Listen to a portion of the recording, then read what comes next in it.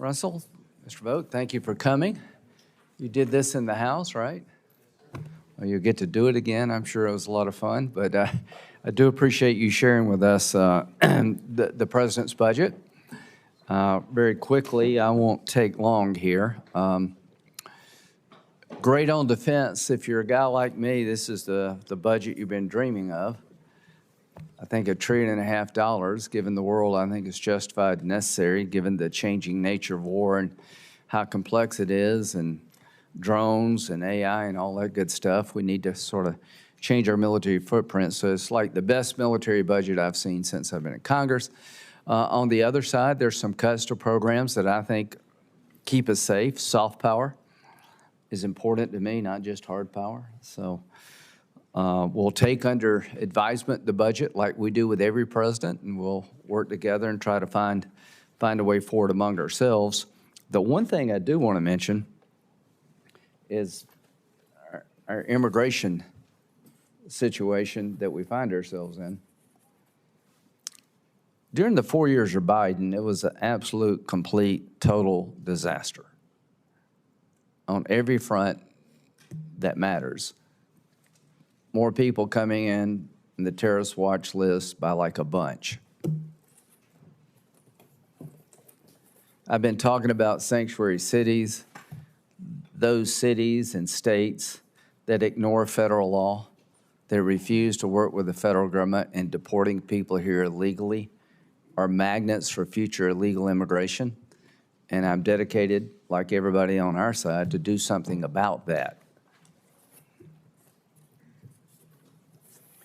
You can see the states and cities that have these policies, they have a lot of illegal immigrants, and why not? If you can get here and never be deported, it's a magnet to keep coming. So why not mention that? We'll be moving to reconciliation soon to fund ICE and the Border Patrol. Why? I'm an appropriator. I'd much rather appropriate. I like the normal process of appropriating, and I want to thank Senator Collins and the good job her and Senator Murray have done working that file. We've got a lot done, and it's been, quite frankly, satisfying to see the Appropriations Committee work, but we had a problem. When it came to Department of Homeland Security funding, we could not reach an agreement about funding ICE or the Border Patrol. I don't know about you, but it seems like there's a lot of bad things going on in the world, and now's not a time to shut the Border Patrol down. And now's not the time to defund ICE, put it out of business. Reform, yes. Defund, no. Why not mention that? We're going to move a reconciliation bill to be limited to make sure we have money for the Border Patrol and ICE to keep doing their job through the president's term, 3.5 years. Now, while we're doing that, I just don't see any breakthrough with our Democratic colleagues about these two accounts. So reconciliation's available to us, and I'm going to use it. When it comes to defense, there's a lot of pressure. Defense hawks want defense money in the reconciliation bill. I'm trying to keep it as small and focused as possible.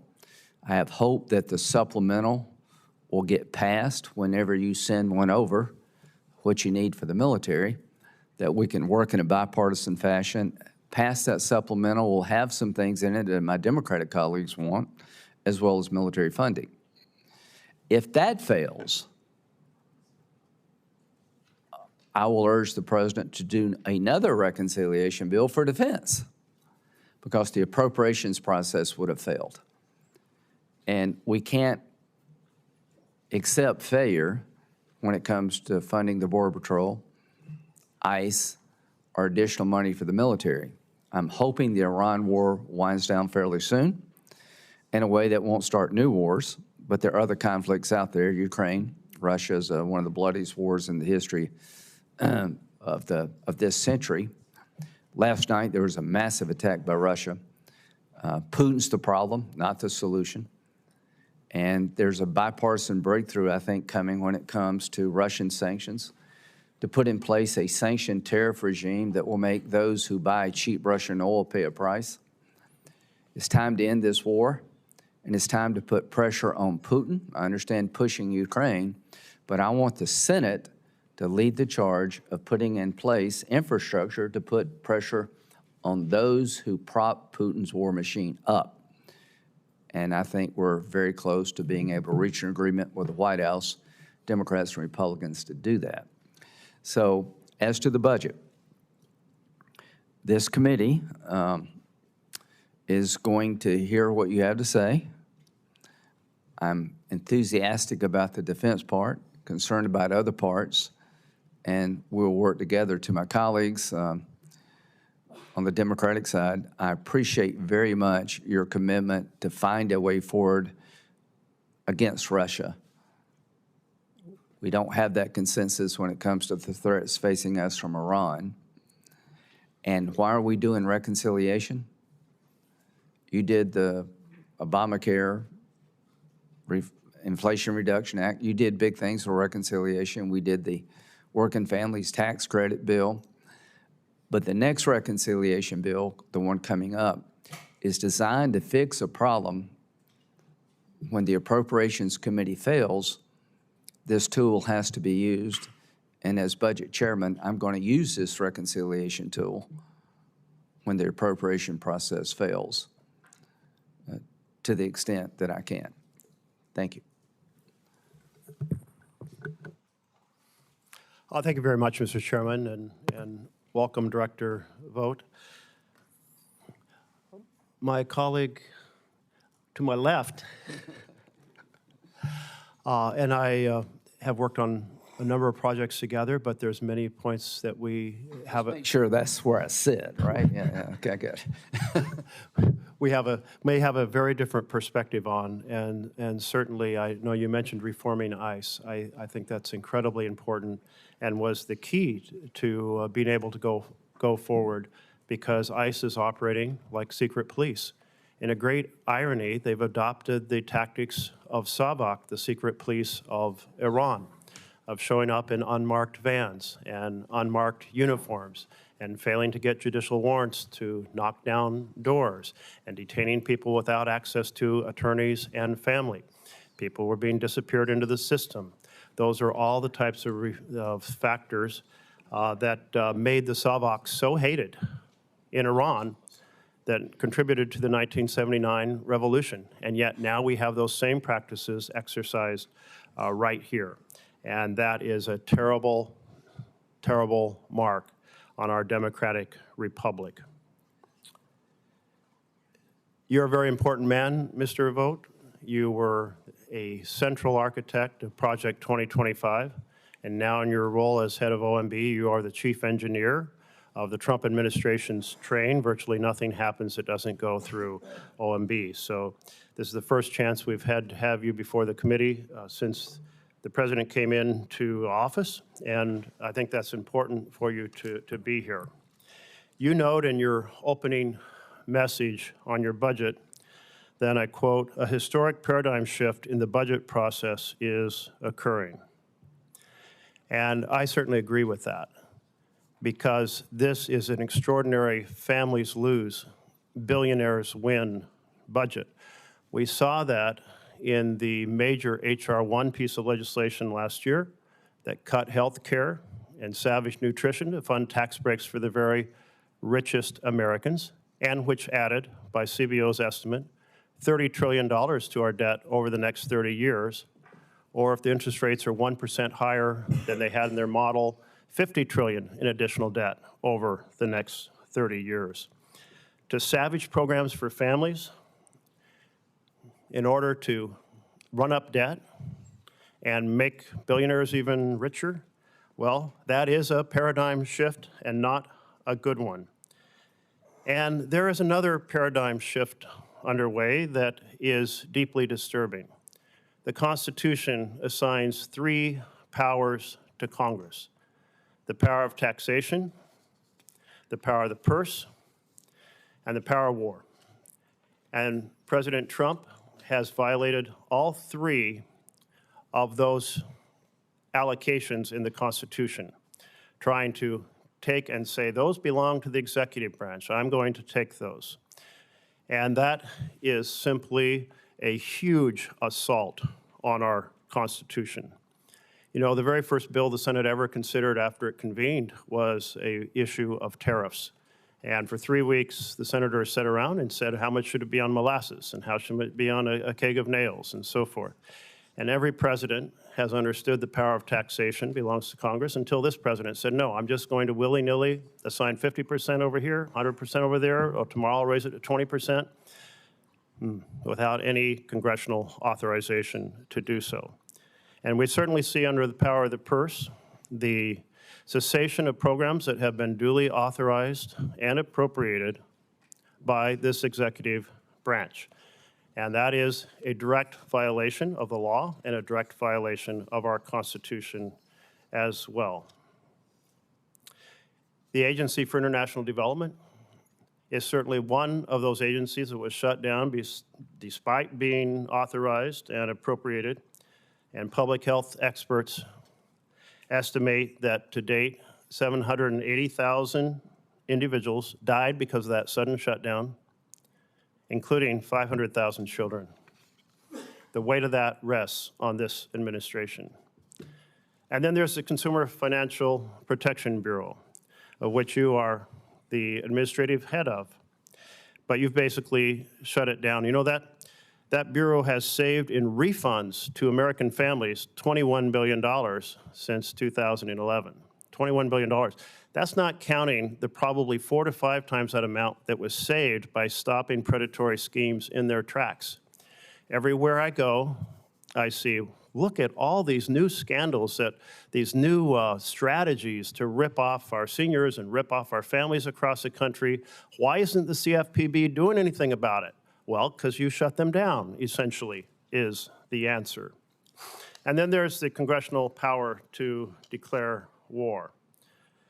A reckless war that has strengthened the right, the hardliners, that has weakened the reformers, that has enriched Russia after President Trump lifted the sanctions on Russia, that has left nuclear materials, enriched nuclear materials, buried deep underground, and that has shut down the Strait of Hormuz, raising prices for American families, but let's be blunt, also resulting in the death of our service members, the injuries to our service members, and about $1 billion to $2 billion a day in national treasure.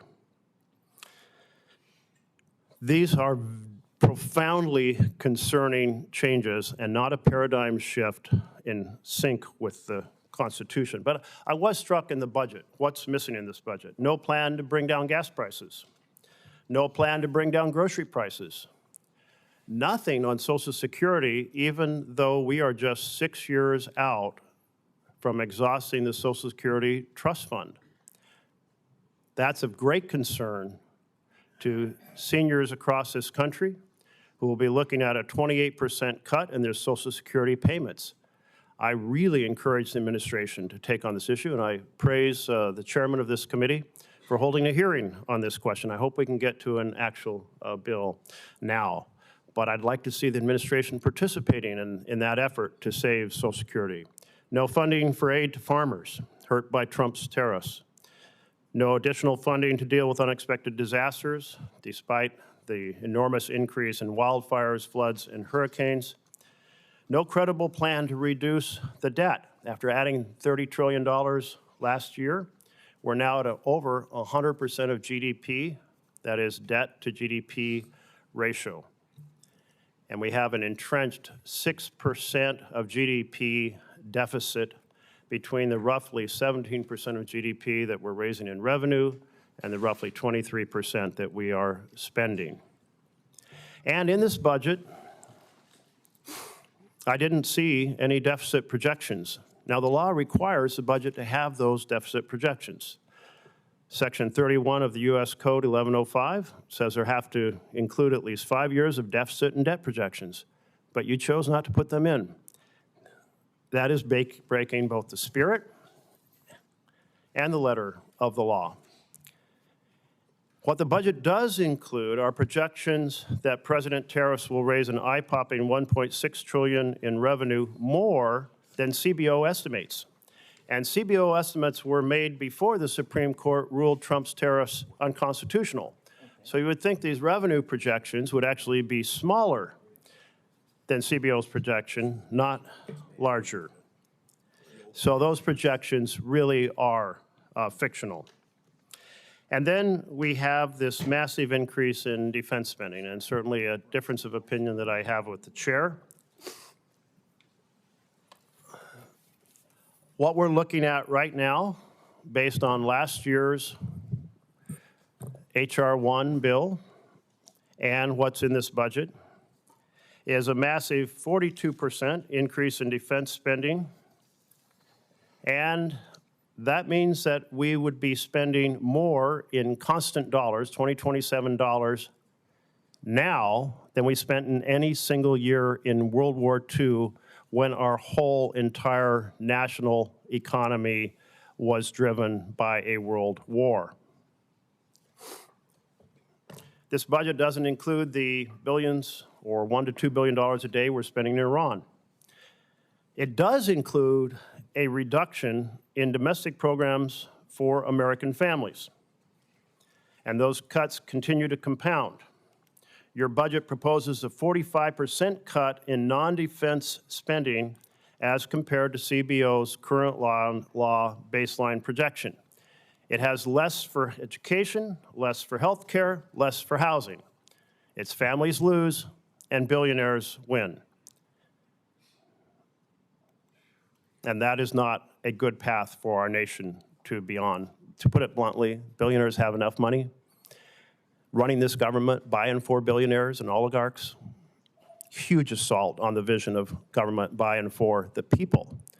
Let's remember, the vision of this country was not a country by and for the powerful or the oligarchs or the richest, yet that's what this budget is designed to do.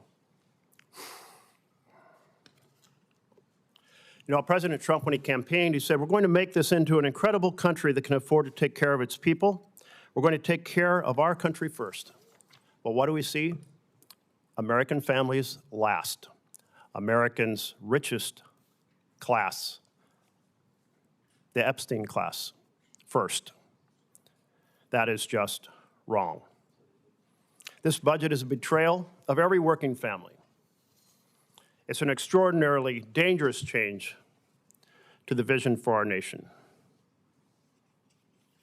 And the debt that you all are running up is going to haunt this nation for a generation to come in terms of its ability to invest in healthcare, housing, and education.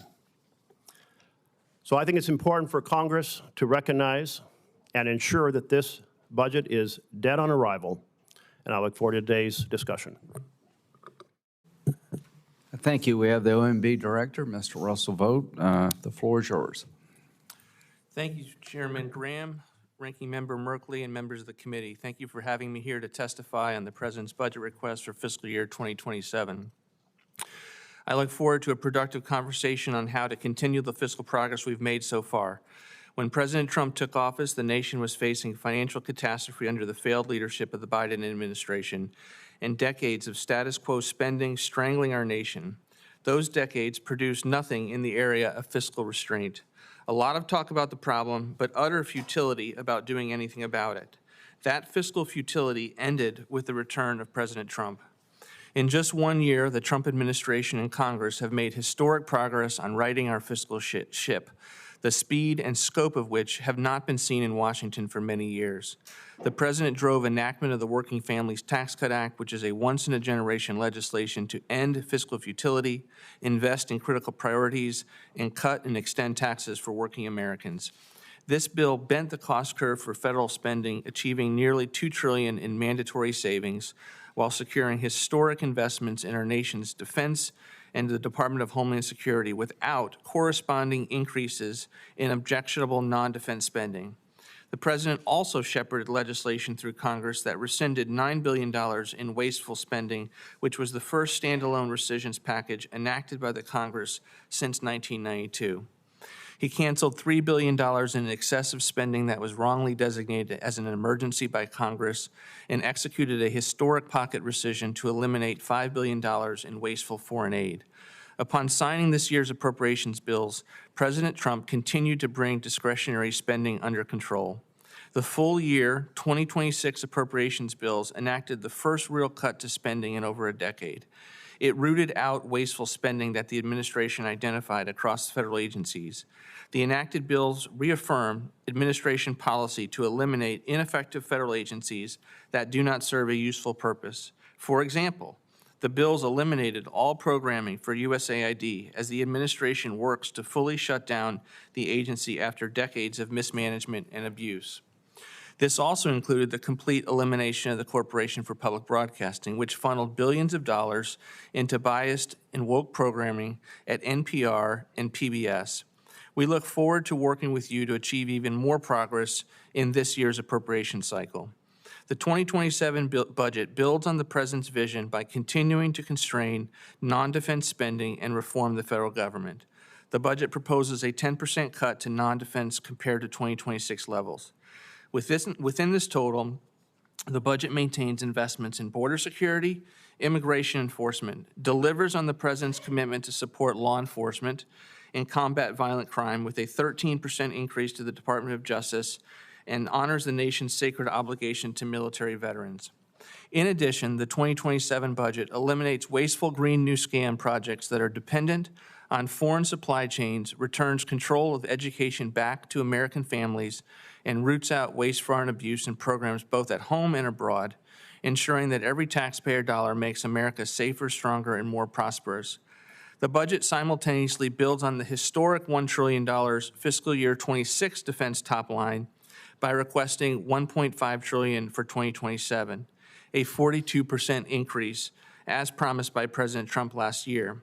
This budget will ensure the United States continues to maintain the world's most powerful and capable military as we grapple with an increasingly dangerous world.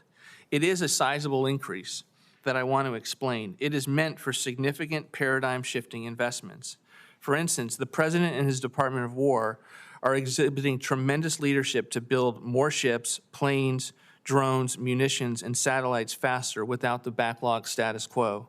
For the industrial base to double and triple capabilities, actually build more facilities, not just add shifts, it requires multi-year agreements to purchase into the future. That cost has to be booked in the first year. Under President Trump's bold leadership, every tool in the executive toolbox has been used to achieve real savings, and our administration will continue to do so. A historic paradigm shift in the process is occurring. It's producing real results for the American public. Fiscal futility is over. Now that our fiscal ship has finally turned to face in the right direction, I look forward to working with you to continue to move it forward. Together, we will achieve significant budgetary savings while implementing the President's bold vision. Thank you. Thank you very much. We'll have 5-minute questions, and Senator Johnson's going to take over for me. I got to do something else. I appreciate that when I'm done here. What percentage of GDP to defense spending would it be if we passed the President's budget? In terms of GDP spent on defense, do you know what that Probably number? about 4.5%, 5%. Okay. What's been the average since World War II? Do you know? Probably 3%. Okay. Right now, we're about what, 3? Probably, yeah. Yeah. On the lower end of what we've been, about average, right? As a percentage of GDP, the increases are right around where we have been as a percentage of GDP. Do you consider the world in which we live in terms of threats to the United States average?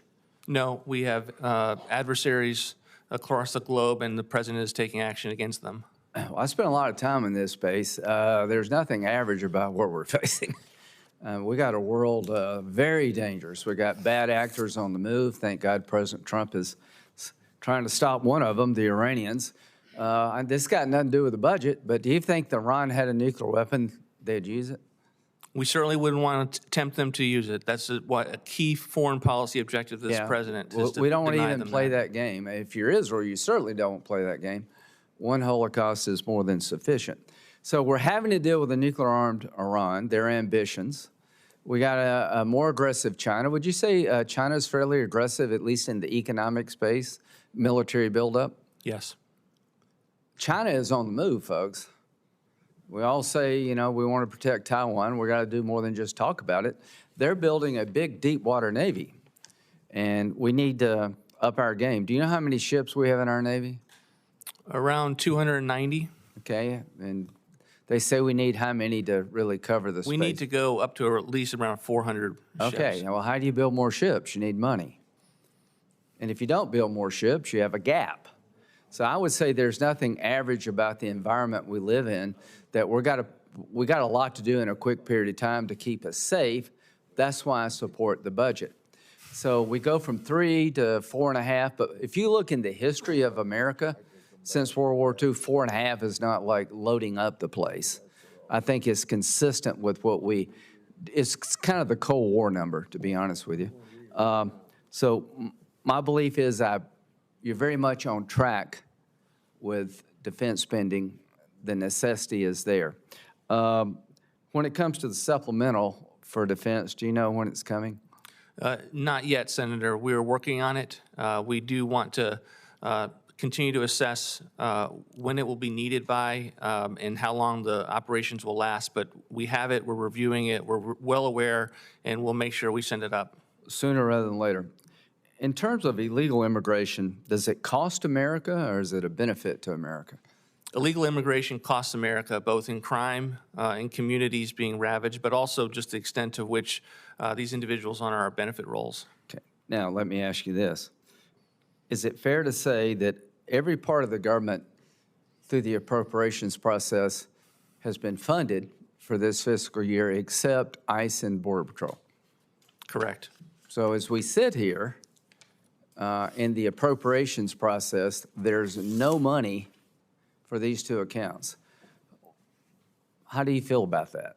Well, it's worse than that. There is no money for the entirety of Department of Homeland Security. Now, the Senate has passed a bill and has... That's right. And we need reconciliation to fill those two holes. But as of right now, the Department of Homeland Security is disintegrating because the Secretary and I are having to figure out ways to temporarily fund people's paychecks so that we don't have people quit and embark on new careers. Do you think if we keep this up much longer, people will quit? They will indeed, and some of the things that we were seeing the weekend that Secretary Mullen took office was incredibly concerning. We have to have a funding mechanism for the entirety of Department of Homeland Security, including those two important law enforcement agencies. Would you say if we fail to do that, we put America at risk? I would. What kind of risk are we looking at?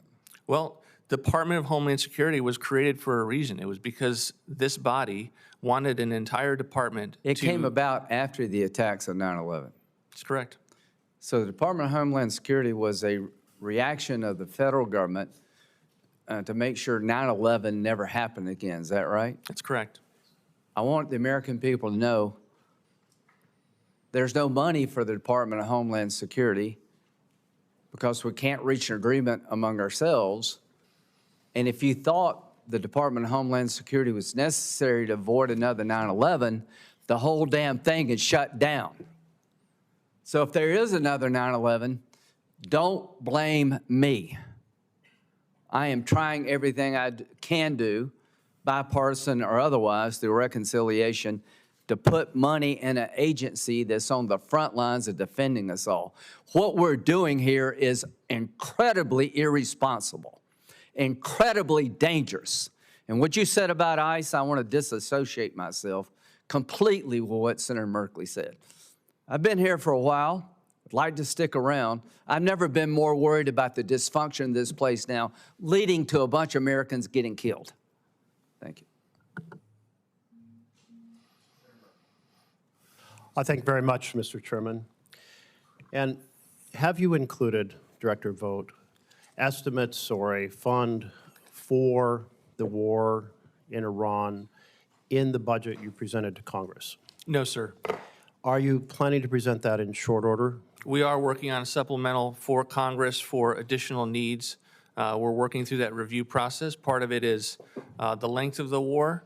Part of the operations overseas. Part of it is the extent to which some items might be fiscal year 26 or 27, and we're working through that. Thank you. Would I be in the ballpark to say we've already spent at least $50 billion? I wouldn't want to make a characterization of that at this point. Okay.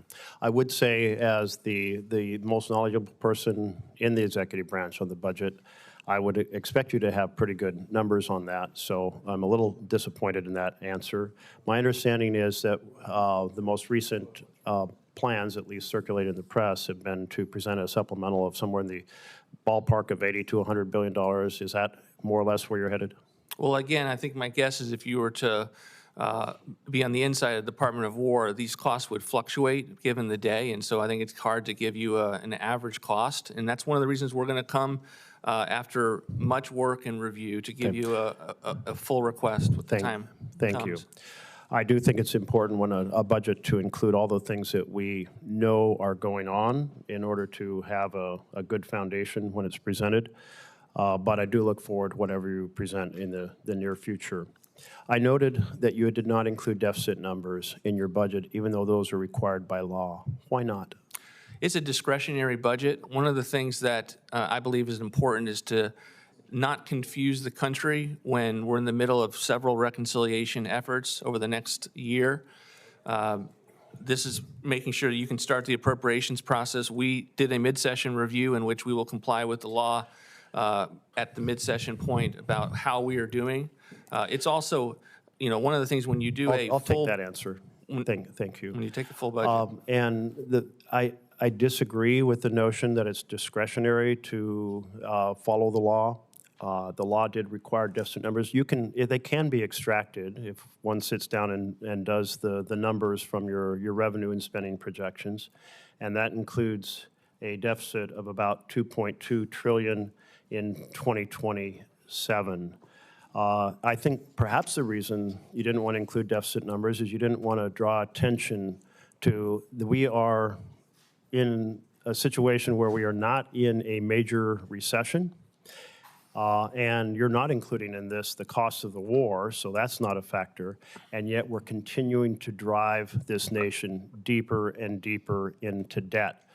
The projections show that in 20 years, with this 6% structural deficit, we will be in the position of basically being able to fund only Medicaid, Medicare, defense, and interest payments, which means no investments in healthcare, housing, and education, and those investments are diminished in your budget. So am I accurate in saying, extracting from the numbers you do have in there, that the deficit is going to be about $2.2 trillion for 2027 as projected in your budget? Again, this budget has not intended to tell you where we would be from the deficit, but I do appreciate the concern on debt and deficits. I do appreciate the concern. When we came into office, we were staring into face $32 trillion in deficits. We have already gotten that down to $18 trillion. I'll let you. We were making progress each and every year. On your own time, thank you. Actually, the situation is you added $30 trillion last year to the debt over the next 30 years, or $50 trillion if the interest rates are 1% higher than CBO projected. So rather than reducing deficits and debt, you are increasing them. And this is on top of $8 trillion in hugely strategically misshaped wars in Afghanistan and Iraq, $8 trillion that was not invested in American families, and this budget continues the process of saying we don't care about American families. The foundations for a family are health care, housing, education, and a good paying job, and the president's ran on providing a foundation for families, and this budget does the opposite. Social Security. Why not include a plan to address Social Security when we are just 6 years out from the trust fund being exhausted? The president has made very clear that he is going to protect the benefits of Social Security into the future. Exactly. So why not protect them? Why not have a plan? Why not come to Congress and say this has to be a priority? Why not have the president give a speech and say, we're really pleased that Chairman Graham held a hearing on Social Security, and we want to work in a bipartisan fashion to get this fixed, and fixed now, not wait until the trust fund runs out of money and families are facing a 20 to 25% reduction in their benefits. No senior is going to face a reduction in their benefits. This president is going to fully protect them at each and every points of the deadline. My Right time's- now, my we have time's- to get the government funded, and as a result, we need Congress to work again. My time's up. Thank you. Senator Grassley. I have one process issue to bring up with you, and then just one question. First of all, Congress has appropriated money. You don't have the authority to impound it. And I'm interested in the release of community service block grant money. And the reason I'm interested in it, because we are not getting any answers about why these quarterly allotments aren't given out. I follow this program in Iowa, and the reason it's kind of personal to me, one of your predecessors 40 years ago by the name of David Stockman suggested we do away with the program, and I and Senator Hatfield, no longer alive, kept that program alive, and we've had it. So I want those quarterly allotments released. Now, my question is this. My Democrat colleagues believe the only solution to our unsustainable debt and deficits is higher taxes on job creators and on families. However, history proves that high tax rates fail to raise significant revenues. Taxpayers, workers, and investors are smarter than we in Congress or bureaucrats are. We've had a 93% marginal tax rate, then a 70% tax rate, then a 50% marginal rate, and 30% and 40%, and so on. But regardless of the rate, we've brought in about the same amount of revenue. And I have a chart that shows that. And on the other side of the ledger, federal spending is at levels that we've never seen outside of war and recession, and is still growing. The first question, isn't it true that our fiscal imbalance is primarily a spending problem, not a revenue problem? And then let me give you the second part of it. How is this administration working to rein in the bloated federal spending? Yes, Senator, thank you for the question. It is a spending problem. If you look at our post-war average, revenues has been about 17% of GDP. We will be at 18.3% under this budget on average. If you look at the post-war average, it's about 18, 19% for spending, and yet we've been over 20%, 22% at times as a percentage of GDP for spending. And so spending is the problem. It's also one of the reasons we believed strongly that we needed to extend the tax cuts, and that to use a baseline that you were not allowing for current law taxation to be assumed. That was not an honest way to reflect deficits and deficits. And so we're thankful that the action the Congress took, and we believe it's in fact part of the economic growth that's needed to be able to deal with the deficit. Okay, thank you for your courtesy. Thank you. And Senator Murray. Thank you. Thank you, Mr. Chairman. You know, a budget is really an expression of our morals and our values, and frankly, looking at Trump's latest budget, I don't see it as a very moral budget. What? We're cutting tens of billions of dollars from housing and healthcare and education, so we can spend $500 billion more to fund Trump's foreign wars. We should be sending more funding to our schools right here in America, not, in my opinion, buying more missiles that Trump can fire on schools in Iran. We should be building bridges here in America, not destroying them in Iran. And we should be bringing down our energy costs, not blowing money on wars that send gas prices for our constituents through the roof. So, Director Vought, it will not shock you to hear that I believe that this budget is morally bankrupt, and also by any objective measure, deeply irresponsible, because it will rob our families and burden our grandkids with mountains of new debt. And for what? For what? So Trump has more bombs he can threaten to end civilizations with? And also this budget robs states like mine. It zeroes out funding for Howard Hanson Dam once again, shortchanges Hanford cleanup. And now, just to be clear, I rejected those cuts in our last funding bills. I will do it again as many times as it takes. But there is, in my opinion, only one place for this budget, and that is in the trash bin. But having said that, I do have some questions for you. You and President Trump are asking for $450 billion in new defense spending. To be clear, that is the largest increase since World War II, and that does not include money that you reportedly still plan to request for the war in Iran. What is the total dollar amount requested for defense spending in FY27, including annual appropriations and reconciliation funds? 1.5 trillion, Senator, a combination between the appropriations and the mandatory. We are trying to increase the amount that you would fund through the appropriations, but we don't want the full increase to have to be borne in the appropriations process. So $1.5 trillion. What is the total dollar amount requested for non-defense spending? $660 billion. Okay, and what is the overall cut to non-defense programs that you're 10%, $70 billion. $70 billion. We look at that as about $81 billion, frankly. So let me just say this, Director Vought, you count yourself as a spending hawk. And here you are arguing for a gob-smacking $1.5 trillion defense budget. I read that you disagreed with the president on that $1.5 trillion request, warning him that it would explode the deficit.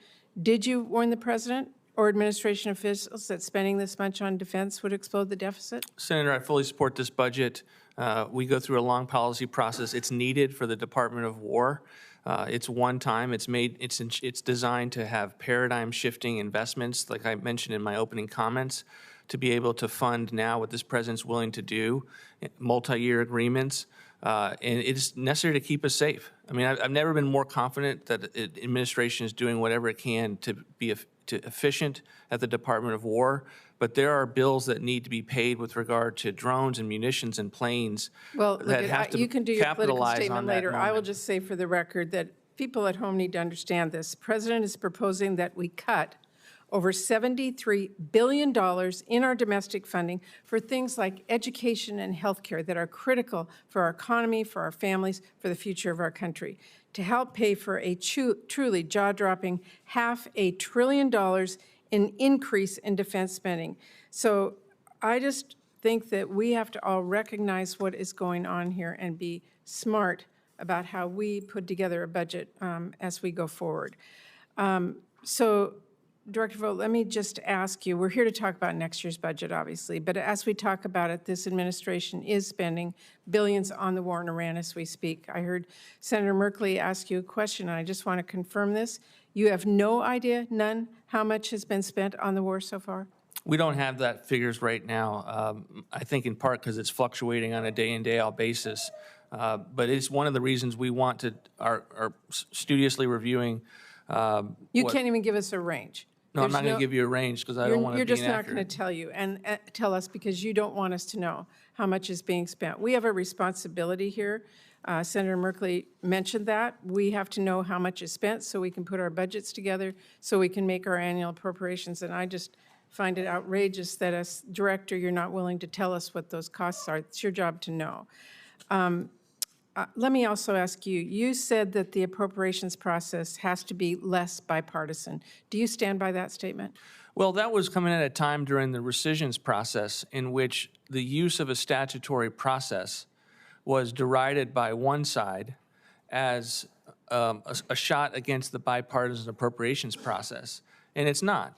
You pass appropriations bills right now, and they have to get 60 votes to, you all are famously making that point to the country right now. Yeah. But you also have a congressionally enacted statute that allows us to use rescissions with a majority vote. Let me just tell you this.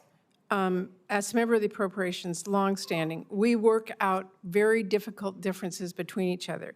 And if we can't trust at the end of the day that a deal is a deal when we reach those bipartisan agreements, that is going to make it truly impossible for Congress to do its job. Thank you, Mr. Chairman. Can I respond to that?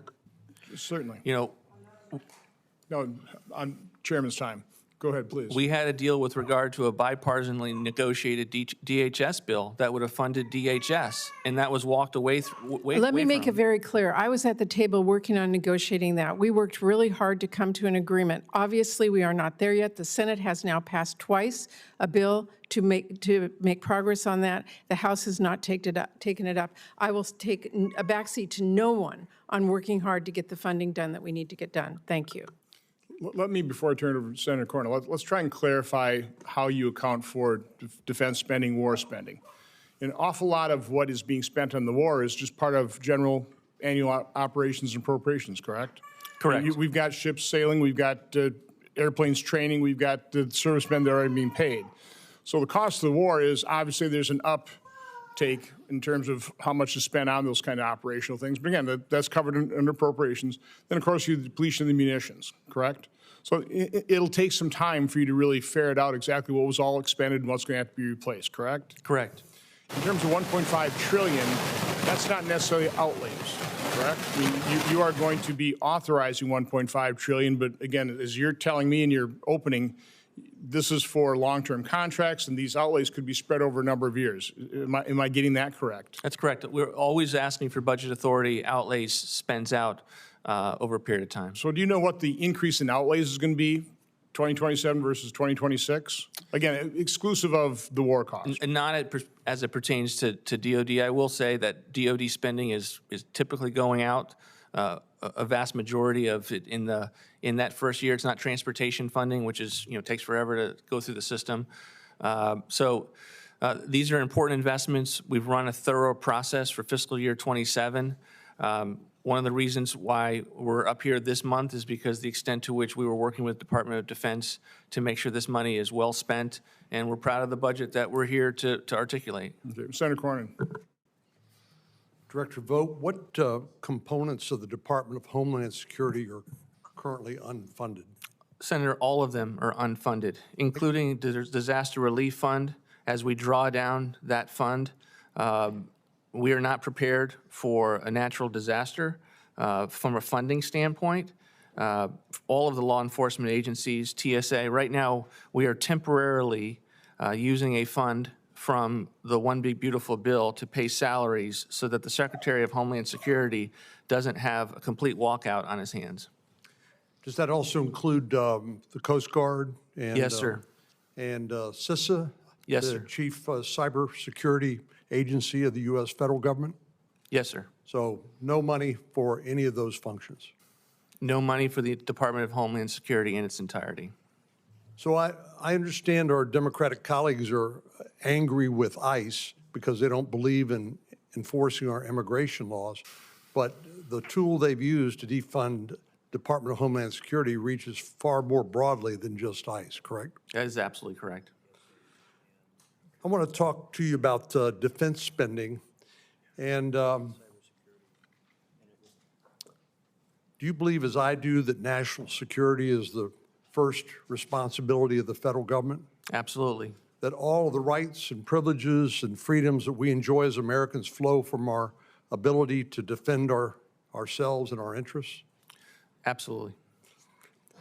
And President Trump has been, I think, courageous in demanding that our NATO allies step up their defense spending to a level of 5%.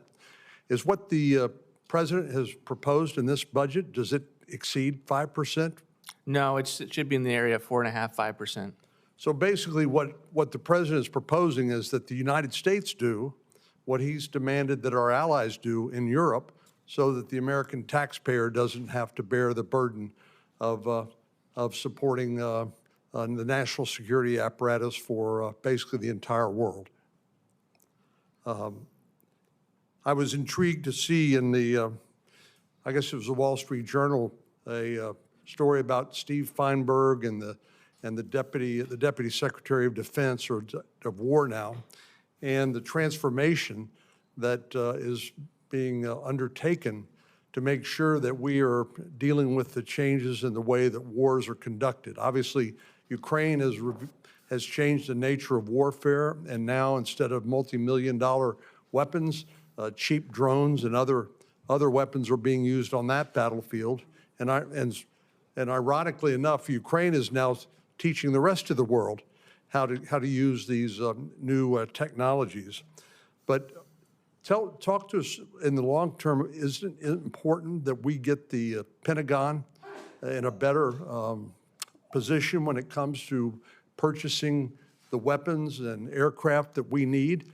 And talk to us about the the necessity of dealing with the ossified processes at the Pentagon in terms of procurement and acquisition of weapons, in terms of making sure that tax dollars are being spent on things that actually help our war fighters and help deter war.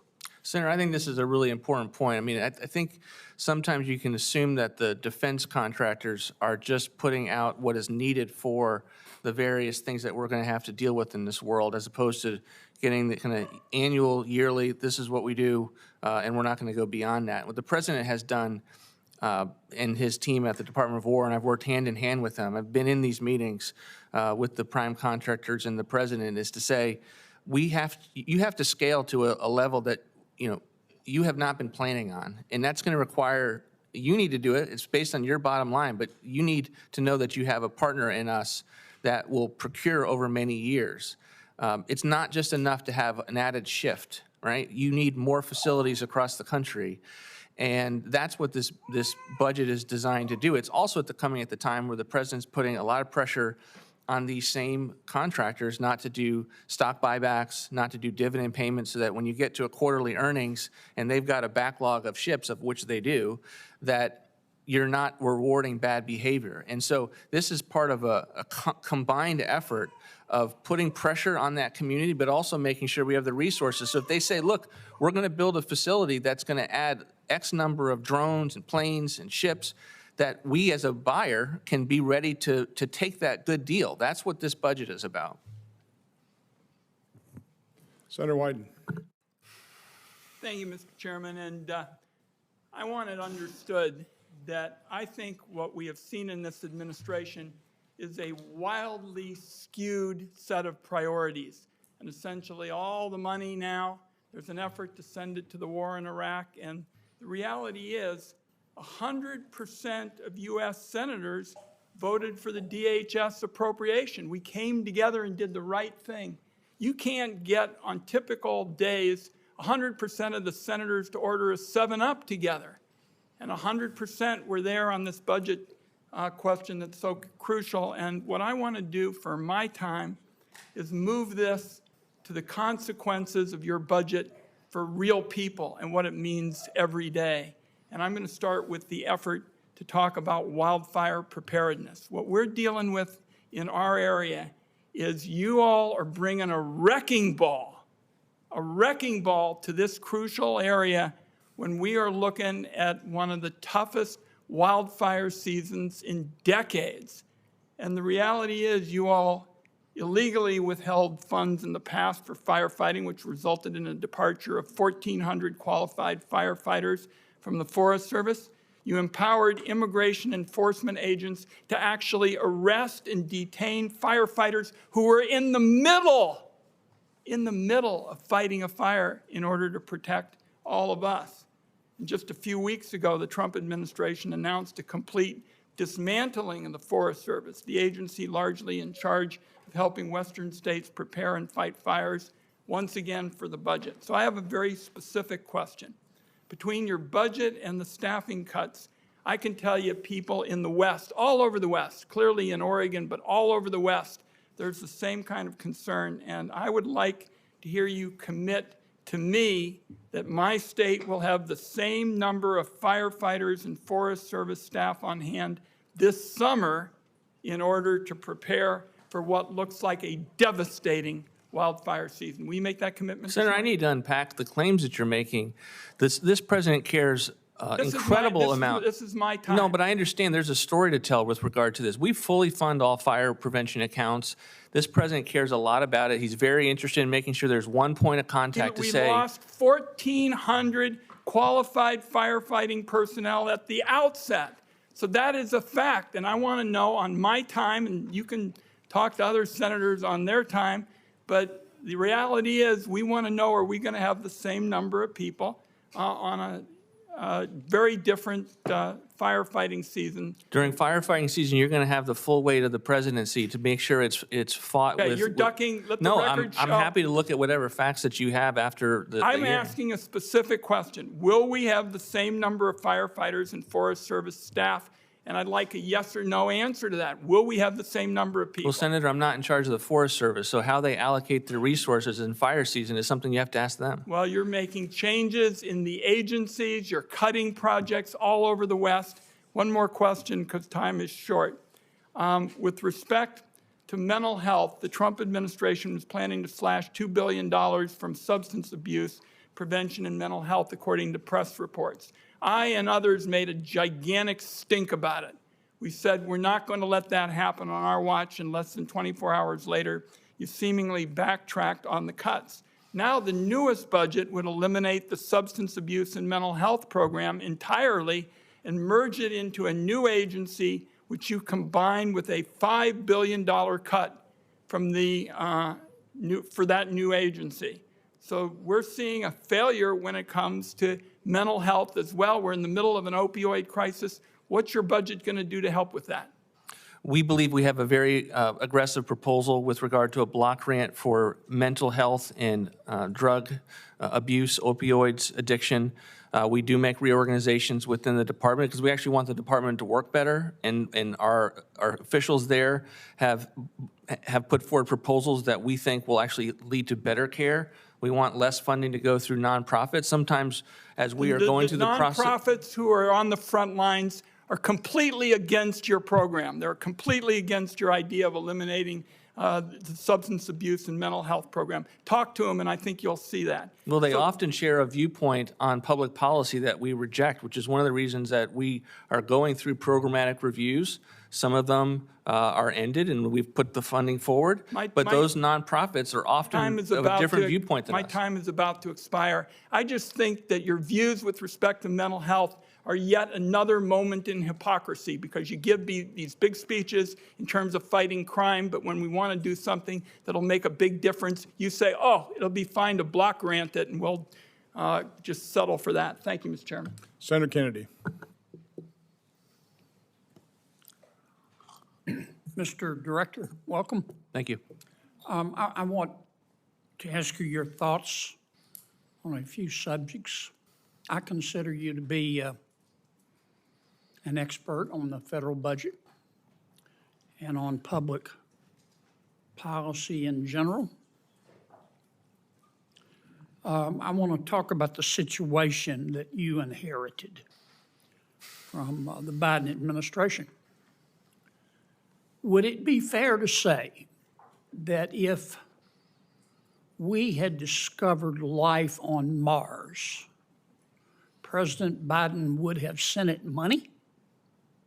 I think that's fair. And would it be fair to say that the amount of money that President Biden and my Democratic friends spent was so outrageous that it resulted in 9% inflation? Is that a fair statement? Precisely, and I was one of the people that was noting that at the time. They passed the bills that led directly to 9% inflation, historically so. And that gutted middle-class Americans like a fish, did it not? It was one of the most regressive taxes you can imagine. You inherited a mess, didn't you? Yes, sir. Now, you took steps to try to put things in order. For example, at your suggestion, we clawed back, as I recall, about $1.1 billion that the American taxpayers were giving to NPR and PBS. Is that correct? Correct. And we were told, were we not, that if we did that, Western civilization would end as we know it. We were told those types of things would occur if we did not fund that program. But here we are. And NPR still exists, doesn't it? As does PBS. Right. Okay. I want to ask you another question that doesn't, well, it has to do with the budget a little bit. When he was alive, would you have given Charles Manson a nuclear weapon? Absolutely not. Isn't that what Iran's all about? This country, the country that we are engaged with operations against does not and should never have, or should never have a nuclear weapon. They cannot be trusted with a nuclear weapon. All right, in my last 2 minutes, and I'm going to stay within my time because our chairman here is tough as a boot and he's going to cut me off. Do you happen to know what our poverty rate is in America? Yes, I mean, it's about 32,000 as a family of four, and it's this formula that you What consider. percentage of Americans? I don't know what percentage of Americans. If you ask the Census Bureau, they tell you 11%. It's been 11 or 12% since God was a child. And I started looking at why that is. Are you aware that the Census Bureau, under its definition of poverty, only counts cash payments to the American people, not non-cash benefits? Were you aware of that? I am aware of that. And are you aware of the fact that if we count both cash benefits and non-cash benefits, for example, food stamps, which the Census Bureau says doesn't count. If we count non-cash benefits, all this money coming, of course, from the American people, that the poverty rate would be 1%. Don't you think we ought to give the American people credit for reducing poverty in our country? I'm proud of that. Are you aware, I got 32 seconds. These are the programs that the Census Bureau refuses to consider as part of the American people's gift to neighbors who are less fortunate than them. I'm going to read them quickly. SNAP payments don't count. WIC payments don't count. Emergency food assistance doesn't count. Food distribution program on Indian reservations, the school breakfast program, the National School Lunch Program, the Special Milk Program, the Senior Farmers Market Nutrition Program. Medicaid doesn't count. CHIP doesn't count. Medicare doesn't count. Give me 10 seconds extra, Mr. Chairman. The Affordable Care Act subsidies don't count. Low-income housing assistance doesn't count. Weatherization doesn't count. Section 8 housing doesn't count. All these benefits that according to the Census Bureau says they don't count. If we counted them, the poverty rate would be 1%. And that's a rule set by the Census Bureau. Don't you think we ought to change that? Senator, we definitely need to look at that. I don't think the American people are getting an accurate view of how well we are fighting poverty in this country, and I'm happy to work with you on that. And a lot of people don't want the American people to know that, do they? No, sir. Boy, you were generous. That's a long 10 seconds. I know. Senator Warner, But it was well spent, wasn't it? Yeah. Thank you, but we Mr. love Chairman. listening to you. Thank you, Mr. Chairman. I'm actually a little taken aback because I would have thought where my friend, the senator from Louisiana, was going, I thought you would have said, if it had been Joe Biden, he would have actually put an NPR station on Mars. He just didn't think about it. If he had, I'm sorry. All right. Excuse me. Anyway, Mr. Vought, when you became director, you took an oath, like I did, to support and defend the Constitution of the United States, faithfully discharge the duties of the office. Now, do you agree that Article 2, Section 3 of the Constitution of the United States says the president shall take care that the laws be faithfully executed? Yes, Senator. Thank you for saying that. I appreciate your acknowledgement. Now, I believe by taking that oath, you have a duty to faithfully discharge your office as a designee of the president. You have a constitutional duty to execute the laws faithfully, even if you don't agree with them. So I don't understand, sir, how I see the OMB director as having a role that is ministerial, not legislatively. Yet, sir, I start just with the nonpartisan GAO that says you have illegally impounded funds at least 7 times. if you wanted to legislate, you should jump in the fray and try to get elected. We passed that impoundment law in the 1970s when a president at that point, President Nixon, illegally impounded funds. And we said, going forward, we want to make clear that if Congress appropriates, you gotta deliver these funds. You and I have gone back and forth a number of times on CDFIs. You know, I can't think of anything that's more bipartisan than CDFIs. The number of my Republican friends, and those investments actually help lower that poverty rate. It's a capitalism-based system. But on CDFI funds, money was appropriated on March 15, 2025. In July 2025, we sent a letter signed by 13 of my Republican colleagues requesting that you release those funds. We heard crickets until last week. My hope and prayer is that you will follow the law and make sure that those 25 funds are released to these CDFIs. I can tell you one in Virginia, 300 units of affordable housing that was taking care of houses that had been destroyed in the southwest part of our state. So I am hugely disappointed that you somehow believe that you're a legislator. You're not a legislator. You are ministerially supposed to allocate the funds that are appropriate. I remember having Secretary Bessent, who's been a big supporter of CDFIs, come in and say he couldn't act because you wouldn't let him.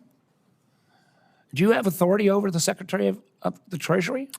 Senator, the president has proposed to eliminate the CDFI program. Sir, and we haven't impounded anything. Do you have authority over the Secretary of Treasury? No, I don't. Okay. Is your job ministerial or legislative?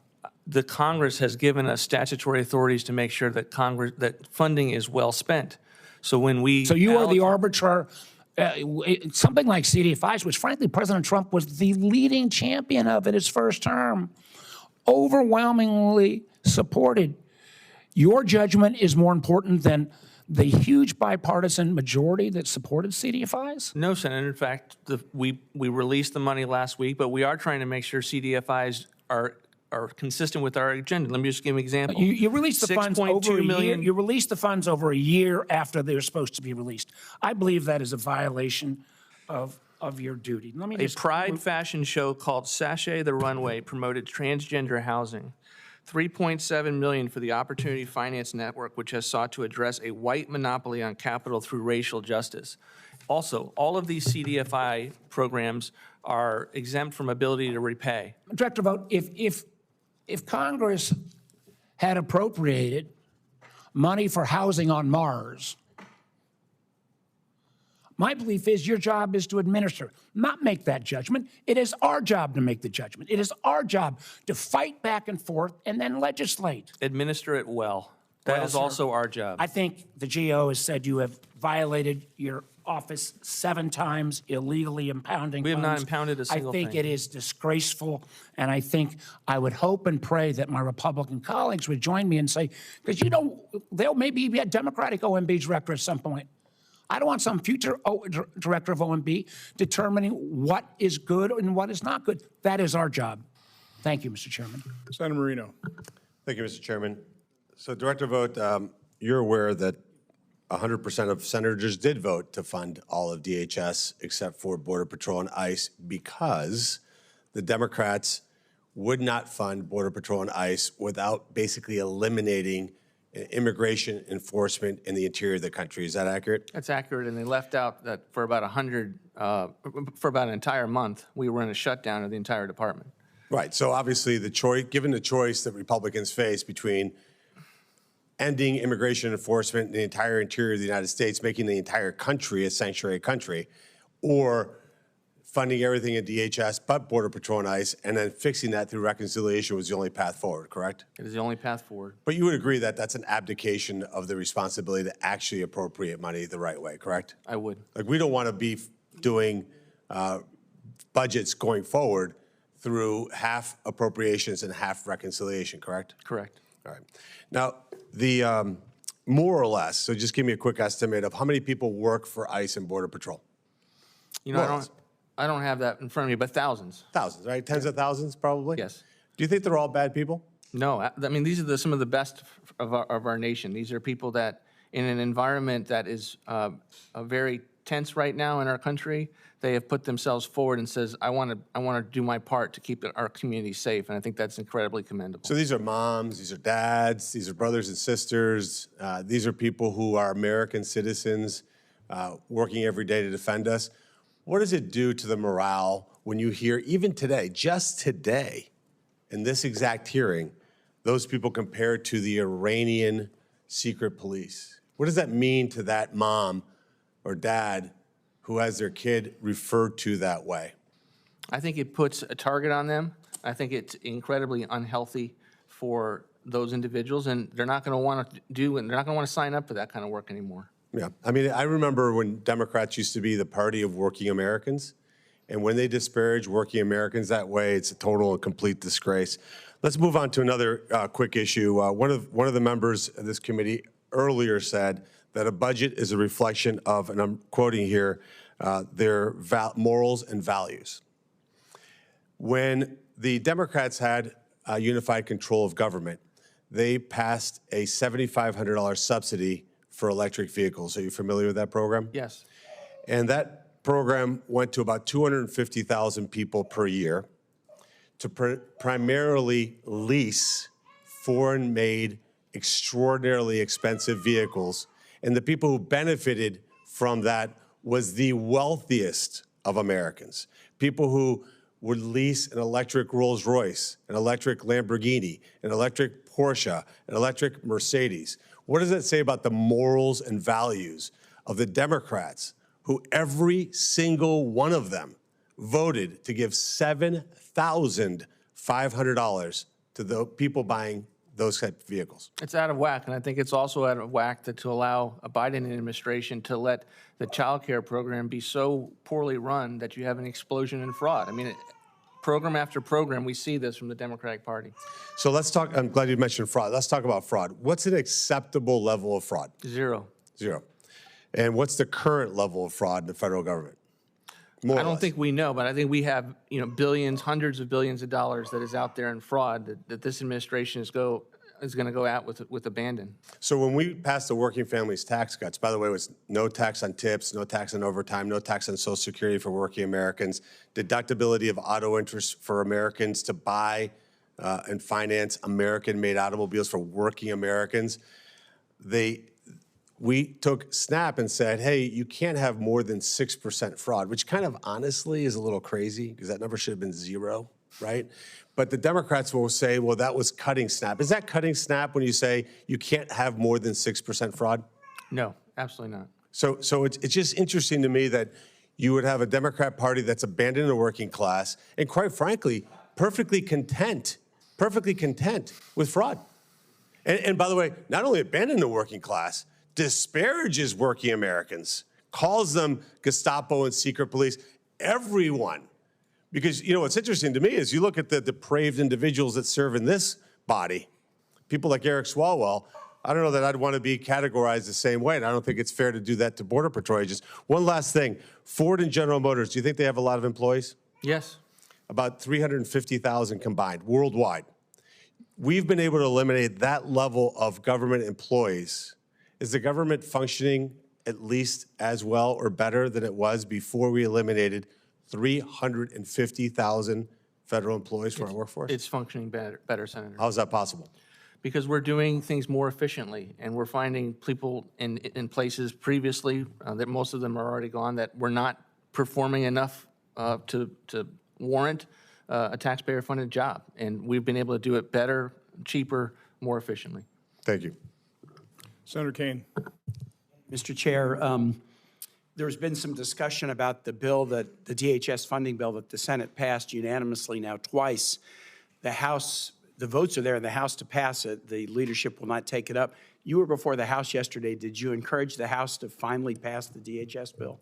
My interaction, we want the bill passed. My interactions yesterday were to remind okay, one side of the aisle. But you do want the bill passed? We want the bill passed. Did you say that during the hearing I yesterday? wasn't asked it. Well, you said a lot of things during the hearing. If it was a priority for In the response administration. to, in response to Democratic politicians that were saying that we were Hold on, responsible for the shutdown. Hold on. Our shutdown? Hold on. You had the opportunity to tell the House yesterday to pass a bill that you say you support, that 100% of the Senate supports, and you didn't bring it up. That's fascinating. Senator, you had the opportunity to fund Second DHS question. without a month shutdown. Second question, I was interested in the revenues in the budget that you've sent over. One revenue in particular that interested me was tariffs, what you're assuming for tariffs. You can see that the numbers on tariffs were sort of bumping around at less than $100 billion a year, $100 billion in 2022, $195 billion in 2025, when the tariffs started to kick in IEEPA. Tariffs have been determined to be illegal by the Supreme Court, the IEEPA tariffs. Next week, you're starting to refund $166 billion of tariffs. So I was interested to see what your tariff projection was going to be. And actually, what I see is far from going down as you're refunding illegal tariffs, you're predicting dramatic increases in tariffs. What is President Trump going to tax next? Senator, what you're looking at is we had 10-year assumptions for the IEEPA tariffs, and those should be shaded a different way. Obviously, the Supreme Court changed our strategy on that, and we are going through a process to replace those, but we do not believe that the tariffs will be less than under IEEPA. So if you're going through the process, tariffs are a tax. I'd like to introduce, Mr. Chair, 2 documents from the New York Federal Reserve. 90% of the cost of the tariffs last year fell on American consumers and businesses, and another from the Tax Foundation. The average in 2025 was $1,000 per American tax household, if I could introduce them. Objection. So you're going through a process to decide what are you going to tax next? Who are you going to tax next to reach these astronomical tariff numbers? We don't think they're a tax on the American people. They have not raised prices. 90% of the cost is falling by on a American tax foundation consumers. paper that doesn't support tariffs. Who are you going to impose the tariffs on next? Look, tariffs are imposed on the foreign importers, right? We've seen that they don't impact. What industry sectors are you going to hobble? Do you know It's yet? not hobbling. It's ensuring that we have American manufacturing. So I'm in this assuming you country. don't know. You don't yet know who the next tariffs are going to hit. You're just projecting all this money is Our coming out of agreements with Americans' countries, pockets. Senator, have been out there for ever since Liberation Day. Liberation Day. Yeah, that's the one that you did right before Tax Day that took $1,000 out of American families' pockets. Let me go to the next one. I've heard you go back and forth between talking about the investment in the Department of Defense or the Department of War. Now, just for everybody here, legally, the name of this department is the Department of Defense, correct? It's the Department of War. And why do you say that? Because that's what the president and his team has renamed it. And there's a statute that calls it the Department of Defense. The president did an executive order saying the Department of War was a secondary title in September of 2025. Have you been instructed to use the phrase the Department of War? No, there's an executive order that goes through a You're legal just process. voluntarily complying with this whimsical cosplay. Let me ask you object to the this. word? Let me You ask you object to this. the name? Are you aware of legislation that's been passed by Congress to change the name? No, I'm just curious as to the extent to which, I didn't realize this would be a debate, Senator. Well, that I'm we're- not debating you. I'm It's asking you a question. It's a hostile world out there. Are you aware? The president did an executive order. Are you aware of any bill to change the legal name of the department? Not to my knowledge, but it's probably something we would consider. Well, I'm saying there's an NDA process right now. If folks want to change it, I would look forward to that debate because I think you'll get laughed out of the room and you'll become a punchline on TV. Nations all around the world have secretaries and ministers of defense. Do you know of any that has a secretary and minister of war? Our founders thought it was a pretty good name when And they after World War II, categorized it President as Truman Department of changed War. it back. Are you aware of any nation in the world that calls this function war rather than defense? I did not realize that this was a source of I will tell you that there's no other nation. Do you know in the oath that our military officers take is the word war mentioned? I'm not aware. Defense is mentioned, war is not mentioned. Finally, you've sacked 350,000 people. Do you know what percentage are veterans? Senator, we have ensured that all of the veteran preferences are stuck to. 30% of the federal workforce is veterans. So when you fire 350,000 people, I think you have fired more veterans than any administration in the history of the United States. I yield back. Just point of clarification, the 350,000 fewer number of federal employees, how many of that was just through attrition? How many were people that took early retirement, that refused to come back from working from home? Do you have any sense? The vast majority of that were people who took the early retirement. The So vast majority. that's not being sacked, that's not being fired, that's voluntary retirement? Correct. Okay. Senator Lee. Thank you, Mr. Chairman. Thank you, Mr. Vought, for being here. One of the things that I want to talk to you about first is the U.S. African Development Foundation, USADF. During the DOGE process and through other inquiries, it's been revealed that there's been a lot of waste, fraud, and abuse within USADF, so much so that a couple of months ago, the same week we were called upon to pass a $5 bill appropriations package that included staggering $12 million for USADF. The acting director of USADF declared it hopelessly mired in corruption and suggested that it should be defunded. I offered an amendment to try to strip the funding, and that regrettably was tabled. But I want to talk to you about this. Do you agree that we ought to rescind funding from USADF? I think we should defund that particular agency, yes, sir. Okay. Now, with regard to the state and local fiscal recovery funds, the SLFRF, when Democrats passed the American Rescue Plan Act, which could have been called the COVID exploitation bill, there was a lot of money going on around a $350 billion program that allowed states and localities to recklessly spend federal dollars. Very often, that's where we see a lot of abuse, is if you have one government providing a large sum of funding, either through a block grant, an entitlement program, or otherwise, and then a state government in charge of administering it. Sometimes the deficits in the accountability chain there make it very difficult to detect and stop waste, fraud, and abuse. Just tell me a little bit about what you and OMB are doing within the administration to help ensure compliance with the expenditure deadline at the end of this year for the funds that have been obligated from the state and local fiscal recovery fund. I'm not aware of that particular fund, but it might be called a different name. I'm happy to check up on it. Okay.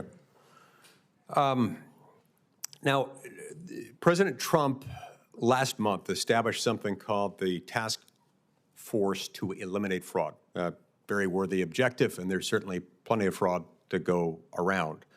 I tend to think when we see these instances of fraud that have gotten a lot of public attention in Minnesota, in California, I tend to think of the ones that we're aware of as the tip of a very large iceberg.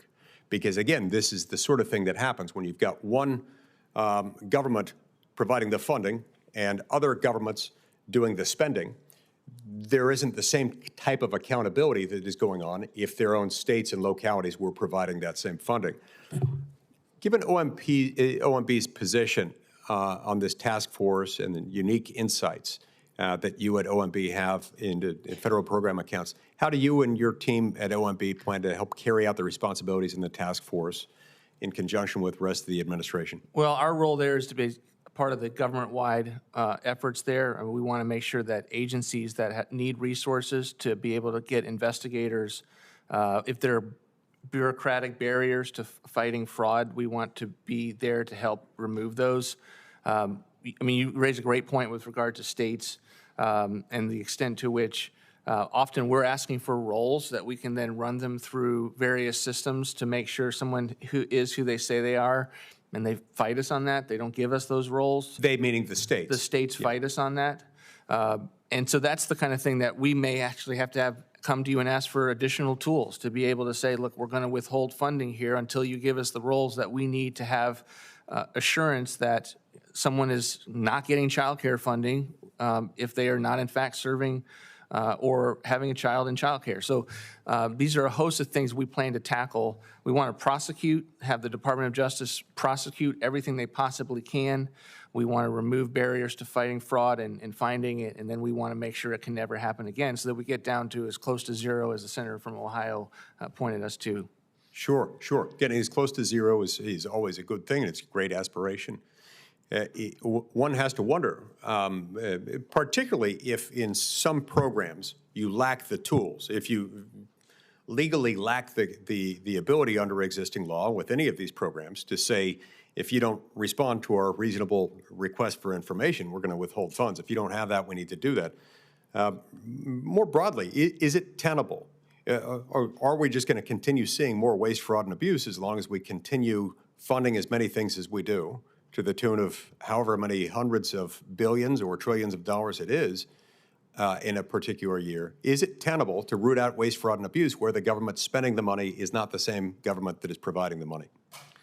It's not tenable to have the size and scope of the federal government and not going to have a continued conversation about fraud, right? So when you see us eliminate programs that we don't think should exist, it's in part and parcel because we think that it's an incredibly fraudulent program that should go away. And part of what informs that is the extent to which the federal government's always going to have a hard time going that granular to see where the funds flow are. And it's particularly going to be hard when we can't trust many states to give us the information we need to come alongside them and help fight fraud. Thank you, sir. Thank you very much, Senator Lee. And two things that were mentioned. One was that the standard poverty rate would be a lot lower if you include the fact that there are various nutrition and housing programs. The government does do that calculation. It's called the supplemental poverty rate, but it also includes removing money that is spent on taxes or is paid to taxes so that that's adjusted. And it includes the cost of housing and health care, which are not in the basic poverty rate. And actually, the supplemental poverty rate is higher than the standard rate because it accounts for the impacts of much more expensive health care and housing. And it was mentioned that ICE and CBP were unfunded. That is not correct. They've received extra funding last year to the tune of $75 billion for ICE and $6.5 billion for CBP, and the entire Senate agreed to fund the other four agencies unanimously: Coast Guard, FEMA, cybersecurity, and TSA. Let it be understood that it was the House of Representatives that struck down the funding for those four additional, and those are very important agencies. And, you know, I'm a coastal state, Coast Guard, we love the Coast Guard. It was with great regret that the House failed to do that. Senator Padilla. Thank you, Chairman, Ranking Member. Mr. Vought, several of us have recognized the $1.5 trillion increase in proposed spending for the Department of Defense. I mean, when that number first came out, the proposed budget first came out, to recognize a 42% increase, it didn't just raise eyebrows. I think it raised alarm bells for a lot of people. And not going to, at this moment, get into the debate of defense spending versus non-defense spending and the historical balance we've tried to maintain, but just that 42% increase, $1.5 trillion seems like a whole lot of money for someone who has a track record of talking about fiscal responsibility and concern about the deficit. As I've tracked not just your testimony in the House yesterday, but through public reporting, I understand you've tried to justify it by, quote, it's meant for significant paradigm-shifting investment. I think you used that language earlier today in this hearing. And that, quote, for the industrial base to double and triple capabilities and build more facilities, cost has to be booked in the first year. Is that still accurate? Then logic would tell me that if we're booking these costs in the first year, then we should anticipate significant reductions in your proposed budgets and needs in the next fiscal year and the fiscal year after that. Is that what we should anticipate for future budgets? This is viewed as a one-time increase of this level. I don't expect all of the defense levels into the future to be at this level. We would be able to count on significant reductions in your proposed budget next year and the year after that. I'm saying that we have not built that into the budget, and it was meant to be a one-time, seize the moment, pay for what we can, ensure that we have people that are driving the best deals possible at Department of War. what kind of deals can they secure if they have the money there? That's where this was. I'm not going to speak to next year's budget process other than to say that's been our Somebody intent. who really claims to pay attention a lot to dollars and cents, it sounds like very vague and unconclusive. Speaking of your testimony in front of the House yesterday, did you take the opportunity to urge House members, particularly House Republicans, to pass the bill that's been passed twice unanimously by the Senate to fund TSA, pay those employees, to fund FEMA, pay those employees, fund the Coast Guard, pay those employees, fund CISA, pay those employees? Yes or no? Senator, you all shut the government down, the whole government down, and then you shut DHS down for a month. The Senate has passed this bill twice After on a a unanimous month, basis. after a Did you take shutdown. the So opportunity all of those to encourage lines- the House to pass it? Yes or no? Senator, of all those lines, yes, I would encourage the House to pass it, but Did you- all of those did you use TSA that- lines did are as you a encourage result them of Senate yesterday? Democrat shutdown at the Department of Homeland Security. It's I not a think the Democrat American shutdown. people It's a need to House know Republican that. shutdown. We have a pathway forward, and you had a golden opportunity yesterday, and you didn't take it. Now, moving forward, as my colleagues have recognized, and we've every time we talk about the annual proposed budget, we talk about it being a statement of our values and our priorities. Right? The public has seen this proposal for what it is. It is not a significant investment in healthcare. It is not a significant investment in housing. It is not a significant investment in energy assistance. It's not a significant investment in disaster preparedness. It is not a significant investment in job training. It's a huge spike in defense spending. Now, some people, if they're trying to give us the benefit of the doubt, would say, well, whether we like it or not, because we know it's not authorized, but there's this war in Iran that the president has dragged us into. Maybe that would justify the big increase in spending. Yet you refused to give specific numbers. You refused yesterday in front of the House, and you're refusing here today to provide specific costs as to what this war is costing us on a daily, weekly, or monthly basis and going. We'd expect so much more from the head of OMB. It seems like you're not taking this job seriously to stay on top of the dollars, let alone this being a complete abandonment of a promise that the administration supposedly made to the American people to bring down costs. Cost of housing is still high. Cost of groceries is growing. The price of the pump that people are paying is still continuing to spike because of this unauthorized war. That's not a question. That's just my conclusion. I do have one more question, though. When you were coming through for confirmation, several of us here raised questions and concerns about your prior statements, objective you seem to have had to put federal employees into trauma. You remember those statements. You guys got off to a great start. Between DOGE experiments last year, funding freezes, layoffs, pushing people to retirement, the relocation of agencies, making it hard for people who wanted to stay working in departments and agencies that they love, the elimination of certain departments.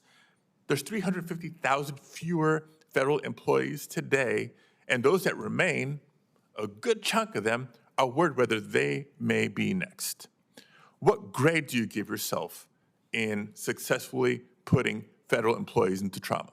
I reject the premise of your question, other than to say I'm going to let the President of the United States grade my performance. Evaluate what grade. If the President asks you what grade do you give I'm going to yourself, let the President of the United States grade my performance, Senator. Thank you. Yeah, we're going to grade this performance in November real quick. Thank you, Mr. Chair. Senator Scott.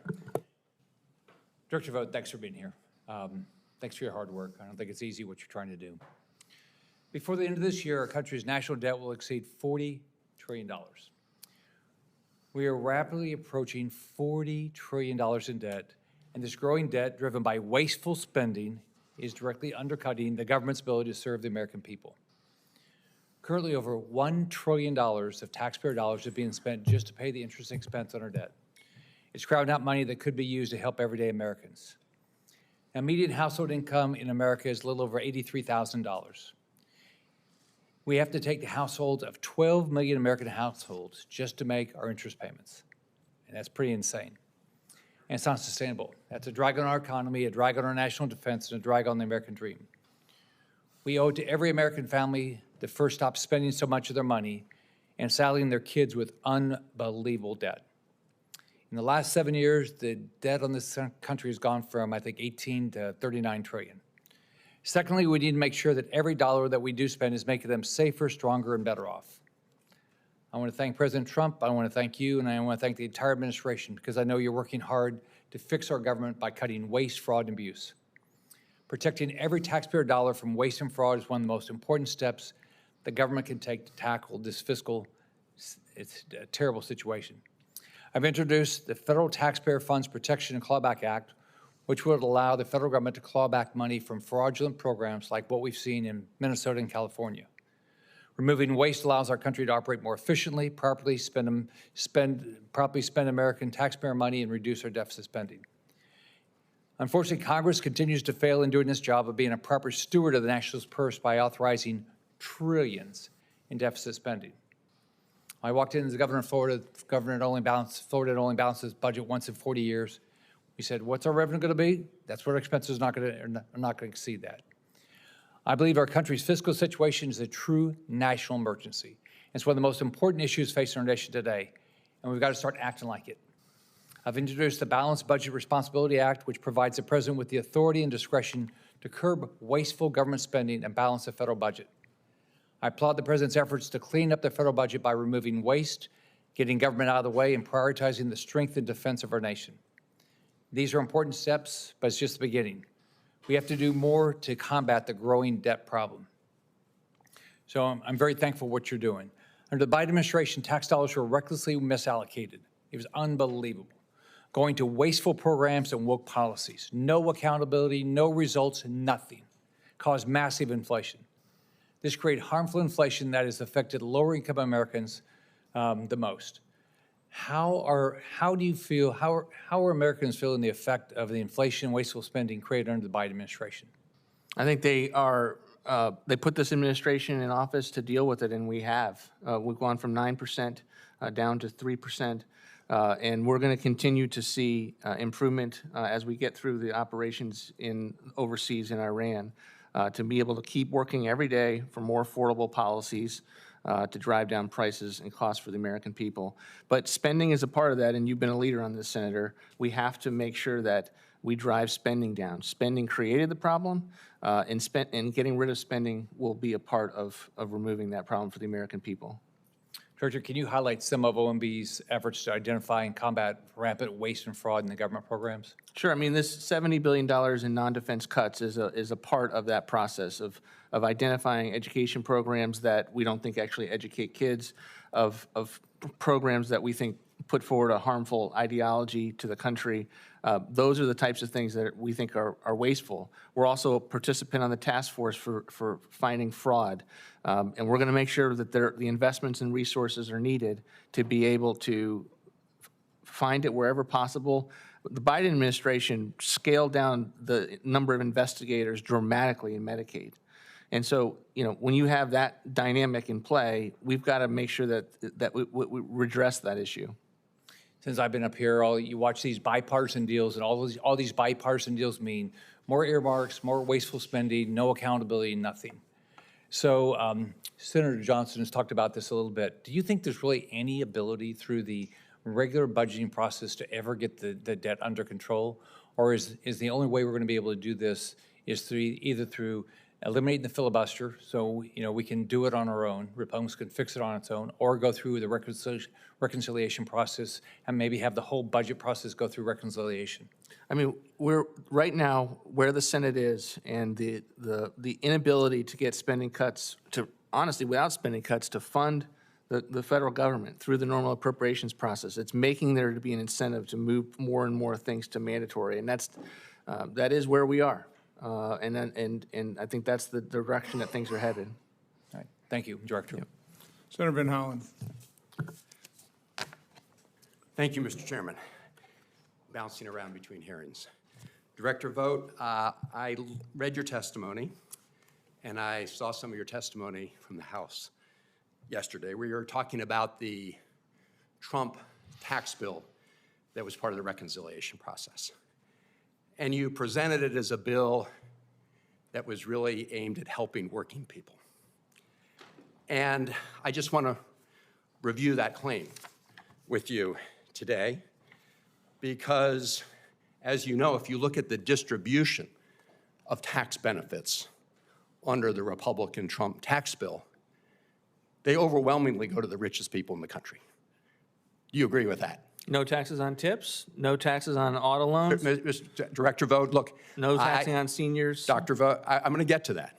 I'm going to get to that.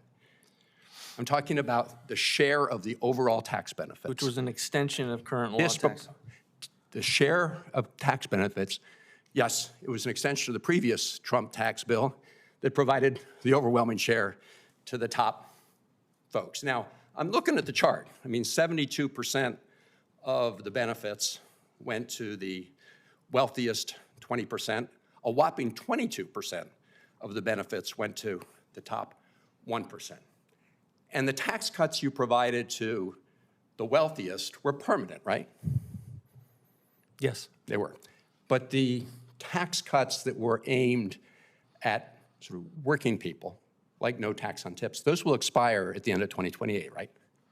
Well, we will be working to extend those But in you future didn't, budgets. you didn't make them permanent in that bill, did you? We were not able to because of the reconciliation and cost allocations that we were given. Right, because you didn't want to have to pay for them. So here's what I want to propose to you. I want to ask you. I've got a proposal. And so I want to make the other point that this distribution, where it shows the overwhelming share going to the very wealthy, will get even worse in 2028, right? When the no tax on tips expire and the other, then this distribution table will get even Again, worse. I haven't seen your chart. As someone Okay. who worked in this body and been a part of seeing many of the charts that have come through, I'd want to study it. Yeah, well, I'm happy to share it with you. So here's my question. I mean, I've got a proposal that is a real working Americans tax cut bill.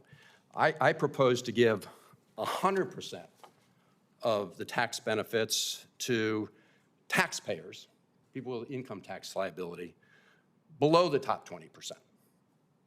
Does that sound like a good proposal to you?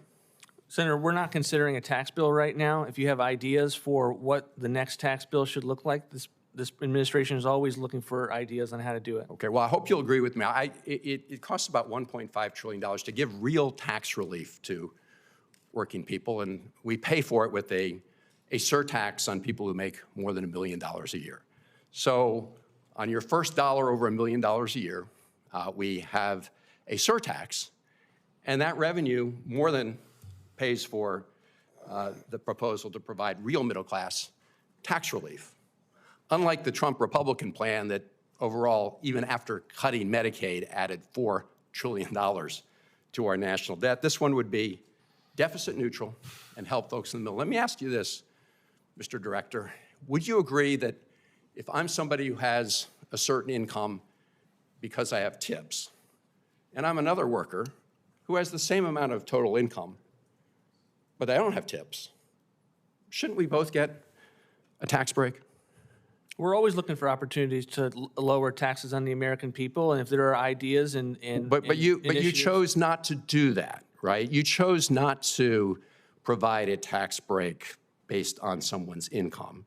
You chose to do the No, DoorDash Senator, thing. Senator, every one of our tax reliefs on the Republican side for the last several decades have always included substantial amounts for individuals who are at the lowest amount of money from an income tax Director perspective. Vought, I mean, the numbers put a lie to that claim. I mean, I'm more than happy to share this with you. I mean, these are from tax experts, and I'm more than happy to share it. So do you suggest Who don't support tax cuts? For you to suggest that Republican tax cuts, the Trump tax cuts, really were focused on working Americans, when you can see 72% of the benefits go to the richest 20%, and the benefits to those folks who are working expire at the end of 2028, unlike the other ones.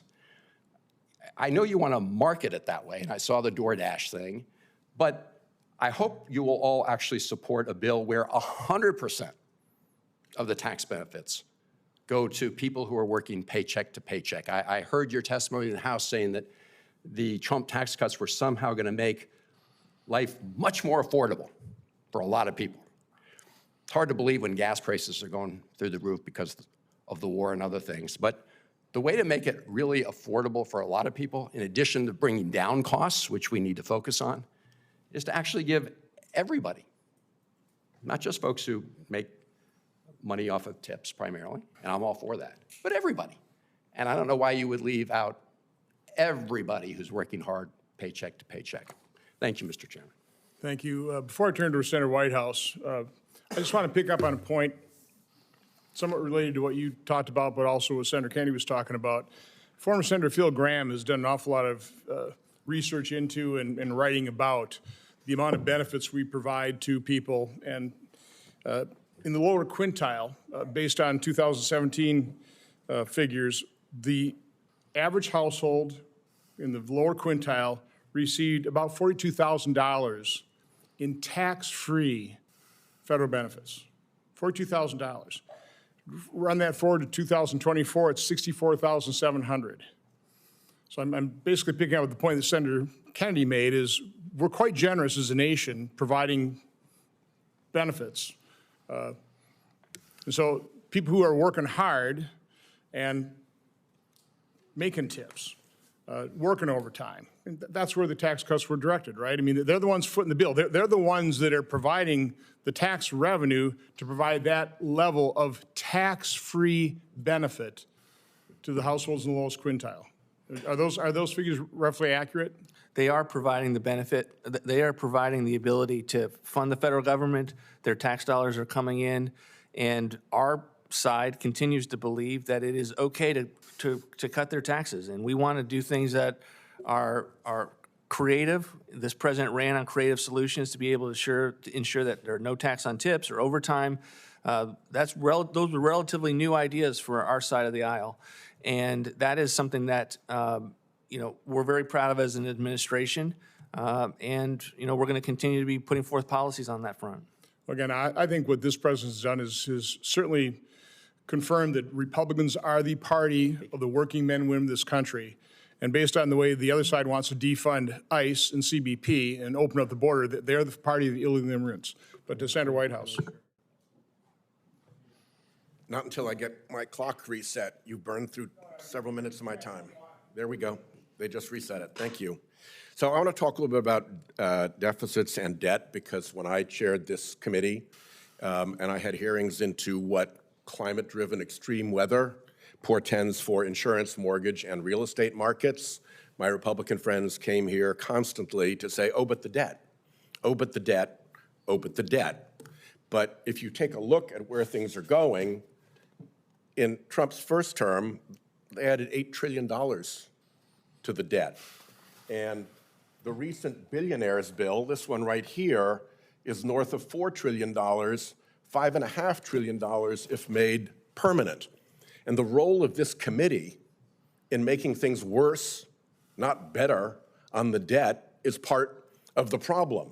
The tax scam bill, as we refer to it on our side, that the Republicans put through for their rich friends in the first Trump administration was $2 trillion of that, and that had to come through this committee to get to reconciliation, to be able to push those rich people's tax cuts on a party line basis. This $4 trillion had to come through this committee to get to reconciliation, and if it's made permanent, then it's going to be another $1 trillion. So we cannot pretend that the Budget Committee is a great place for solving the debt problem right now. And so I will urge my colleagues to think about going back to the NZ White House budget reform plan, and I'm going to start asking colleagues on both sides of the aisle to see if we can reboot that, because clearly this committee has a better role that it can achieve at reducing deficits and debt. The other point I want to talk about is energy costs. The Iran war is dramatically increasing Americans' energy costs. Gasoline costs in Rhode Island for regular have crested $4. For premium, they've crested $5. For diesel, they're nearly $6. That is a pure product of the decision to start this war with Iran. Move to electricity costs, which is a really important part of family budgets. Electricity costs are going up. And Mr. Vought, I will contend that they're going up thanks to Trump administration policies on purpose. And I'll explain to you why I say that. Because the Trump administration, like the Republican Party, like the front groups you've worked for in the past, is more or less entirely funded by the fossil fuel industry. So now it's payback time. And the way the payback is being done is to suppress clean energy on the grid. And what happens when you suppress inexpensive clean energy on the grid? I'll give you a little example. If you want to know that clean energy is inexpensive, just go to your grid operator and ask them what the generation stack looks like. And what they will tell you is that they deploy clean energy first because it's less expensive. Grids run less expensive power first, irrespective of how it's fueled. And they run clean energy first because it's less expensive. Then, on top of that, they've got fossil fuel energy.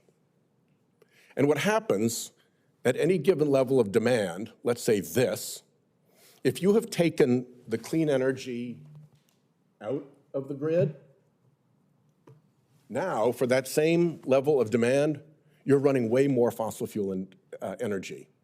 And what you've done is you've taken units at the top that wouldn't be running, units above my finger, let's say that's where the demand is, units above my finger that would not be running, now they run. They run because the clean energy isn't there. And when they run, they set the price for the grid. And when they set the price for the grid, they raise costs for consumers because almost always the most expensive unit running is the one that sets the grid price. And that grid price goes to Americans' electric utility bills. So the whole grid cost goes up to the most expensive fossil fuel unit that is running. And those units are more expensive when inexpensive clean power is not on the grid. And what happens then is that it's like a big money pump. It extracts dollars from family budgets by the billions in higher electric utility costs, and it pumps those dollars to the fossil fuel industry, to your administrations, to Trump's big political donors. They make up all that added money that goes to the units that would not otherwise be running because they're too expensive to run, because this administration has suppressed clean energy. And if you want a specific Rhode Island example, let me give you this one. We operate in an 18-cent per kilowatt hour grid. The Trump administration tried to stop offshore wind projects that offered 9-cent per kilowatt hour power. In an 18-cent per kilowatt hour average grid, when you add a lot of 9-cent kilowatt hour power, you do not have to be much of a mathematician to know that that will bring down average costs. And yet the Trump administration stopped work on those projects, put union people out of work illegally. They've all been thrown out in court, all to drive costs up for consumers so that that added consumer expenditure went into the pockets of the natural gas industry that is the default when clean and inexpensive power is not available. Thank you. So I don't recall this level of outrage when gasoline prices nationwide averaged $5 a gallon in June of 2022 because of the Democrat war on fossil fuels. I don't understand or don't hear the outrage of the incredibly high energy prices in California that probably hews closest to the type of policies they want to promote in terms of energy. Well, let me remind you. The good news is as long as you're going to debate with me, you might as well allow me to answer. The good news is we're actually utilizing God-given energy resources here in America. We are energy independent. We are the largest producer now of fossil fuels for energy. If you want a good economy, you need power. The cheaper the power, the better. And green energy hasn't done it. As long as you're going to interrupt and challenge what I have said, I at least deserve the courtesy to reply. And I will tell you that there was considerable outrage when fossil fuel prices soared in the past. And in fact, I wrote an excess profits clawback bill because the fossil fuel industry took the biggest profits in world history, taking advantage of the Ukraine war to raise prices on American consumers, even for $1 of gas that never went anywhere near Ukraine. Hey, listen, your Democrat policy has failed, but Senator Lujan. Mr. Chairman, I don't know the last time you put some diesel in your truck or your tractor, but go talk to the farmers back at home that are just trying to mill back there. It's $5.50 a gallon, man. If it's $5.50 a gallon, it's awful for anyone, anytime, any year. And any of us that were quiet when it was high before, shame on all of us. But this is ridiculous, and it's hurting people, and it's breaking people. So I'm certainly hopeful that we all will do something about this. I don't see anything in this budget that will help reduce prices for the American people. But the questions I prepared for today, Director, I don't know if you're aware, the last hearing that Chairman Graham had in this committee room, in the Budget Committee, was around Social Security. And that's where my questions are. As you know, Social Security and Medicare are the foundation of financial and health security for older Americans, people with disabilities, and survivors. The programs provide dignity in retirement and protect the American people during hard times. I think we can all agree with that. I've heard the President say things like that before. Now, Director, does President Trump believe that Social Security and Medicare are worth protecting? Of course. Director, I presume that you're aware that both Social Security and Medicare face shortfalls in the next decade. I'm aware of the accounting shortfalls, but I'm here to tell you that the President is fully committed to making sure that Social Security and Medicare beneficiaries are fully protected. Appreciate that.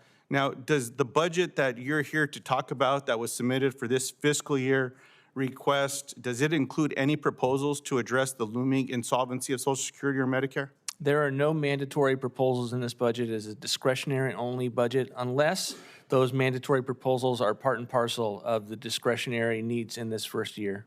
Does it make any proposals to protect seniors from harmful benefit cuts? It is not a mandatory long-term budget. It is a discretionary only. We do not have mandatory policies. This President fully protects Social Security and Medicare beneficiaries now and forevermore. Mr. Director, are you aware that Republicans in the Senate and the House of Representatives are contemplating a budget reconciliation as soon as next week? Yes, Senator. Does President Trump, is President Trump demanding provisions to shore up Social Security and Medicare in the budget reconciliation bill? Senator, we're in a crisis right now because of the fact that the Democrats did not fund Department of Homeland Security for a month.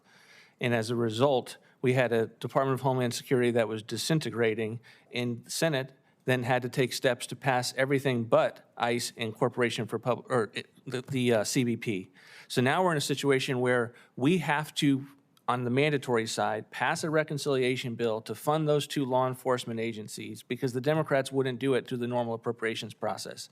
This process has to be tight, it has to be timely, and we fully expect to get that done between now and June. Director, you're in the U.S. Senate side of the Capitol today. Are you aware of that? What's that? You're on the U.S. Senate side of the Capitol Yes. today? Yes. Do you know who's in the majority in the U.S. Senate?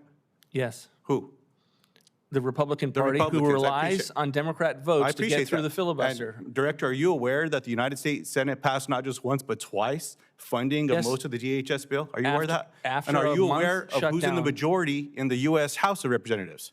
After a month Who's in shutdown the of majority, Department of Director? Homeland Security. Okay, let me give you it's a secret. Republicans are in the majority in the U.S. House. Mike Johnson's the one that's sitting on his ass and not doing a damn thing to move the legislation. He lied to the American people and said he'd move it on a Monday, and then on Tuesday, I guess he prayed to the Jesus that Donald Trump purports to be, and then he changed his mind, and now nothing's happening, sir. So let's talk about the facts, but let me get back to this. I appreciate today the clarity that you just told us that there's nothing in the budget bill to address Social Security, to address Medicare. When Chairman Graham was up here, I said, well, look, there's a budget reconciliation bill coming up. If you care about Social Security, because we're having this hearing today, then do something about it. You don't need Democratic votes if you're going to go this way. Fill it and get it done. Director, I'm just beside myself in some of these areas. Let me ask a question with my remaining time here. Is inflation up or is it lower than a year ago today? It's much lower than the 9% that was historic under the Biden administration because of spending. Appreciate that. Now, will you answer my question? Is it higher or lower than a year ago? Right now, we are in the middle of a situation in Iran, and as a result, we are going to be on the other side of that, hopefully soon. Do you want to finish that? So what are you suggesting then? Is it higher or lower than a year ago? Senator, I'm suggesting that the policies of the If you don't want to Democratic say it, I'll Party say it for you. contribute, lead to inflation. If you disagree when I with left me, office, inflation was never a if you problem. disagree with me, Director, you can correct me. Inflation is higher right now than it was a year ago. Senator, Fact. the policies of the Democratic Party contributed to the highest inflation since the 1980s. I heard the your, low- I heard your early question in 1980s response under- earlier. under Jimmy I'm Carter. asking about a year ago, Director. You came into this office a year ago. It's higher now. That's just facts. And the sir. president's administration has driven down the cost of inflation because we have tackled spending, we have tackled Sir, it's higher than it affordability. was a year ago. The president took office a year ago. You can keep spinning this all you want. Again, I'll remind you what I told my colleagues a while back. A statistics professor of mine said, figures don't lie, but liars can figure. You can dance around all these numbers all you want, but they need to tell the truth. Let's be honest with the American people. When RFK was before me in the Finance Committee, I said, tell the American people the truth. And his response was something along the lines, they don't want to hear that. Let's just be honest with each other as we get to this place. It is what it is. The facts are the facts. So I certainly hope that we can get there as well. And then, Mr. Chairman, I know you're going to explain to everyone what I tried to say today, so I appreciate your clarity as a professor in explaining what the New Mexico farmer was trying to say to the director today. But I'll just close by saying trickle-down economic theory is not a new idea. The notion that you defended, Director, to the question asked by the chairman on who got the tax breaks with the question that came from my colleague from Rhode Island in justifying that wealthy people getting tax breaks will make its way down to people. That's an old broken theory, man. Trickle-down cancer has not worked in America. It's not working now. It's hurting people. So I hope that we get an explanation of what that means as well. I yield back. So I appreciate you asking me to clarify some of the things you're asking. So, Director Vought, isn't it true that we cannot touch Social Security through reconciliation? Yes, Senator. Yeah, we can't do that. So, I've got a quick round of questions myself, then I'll let Senator Merkley make a closing comment, and then I'll close it out.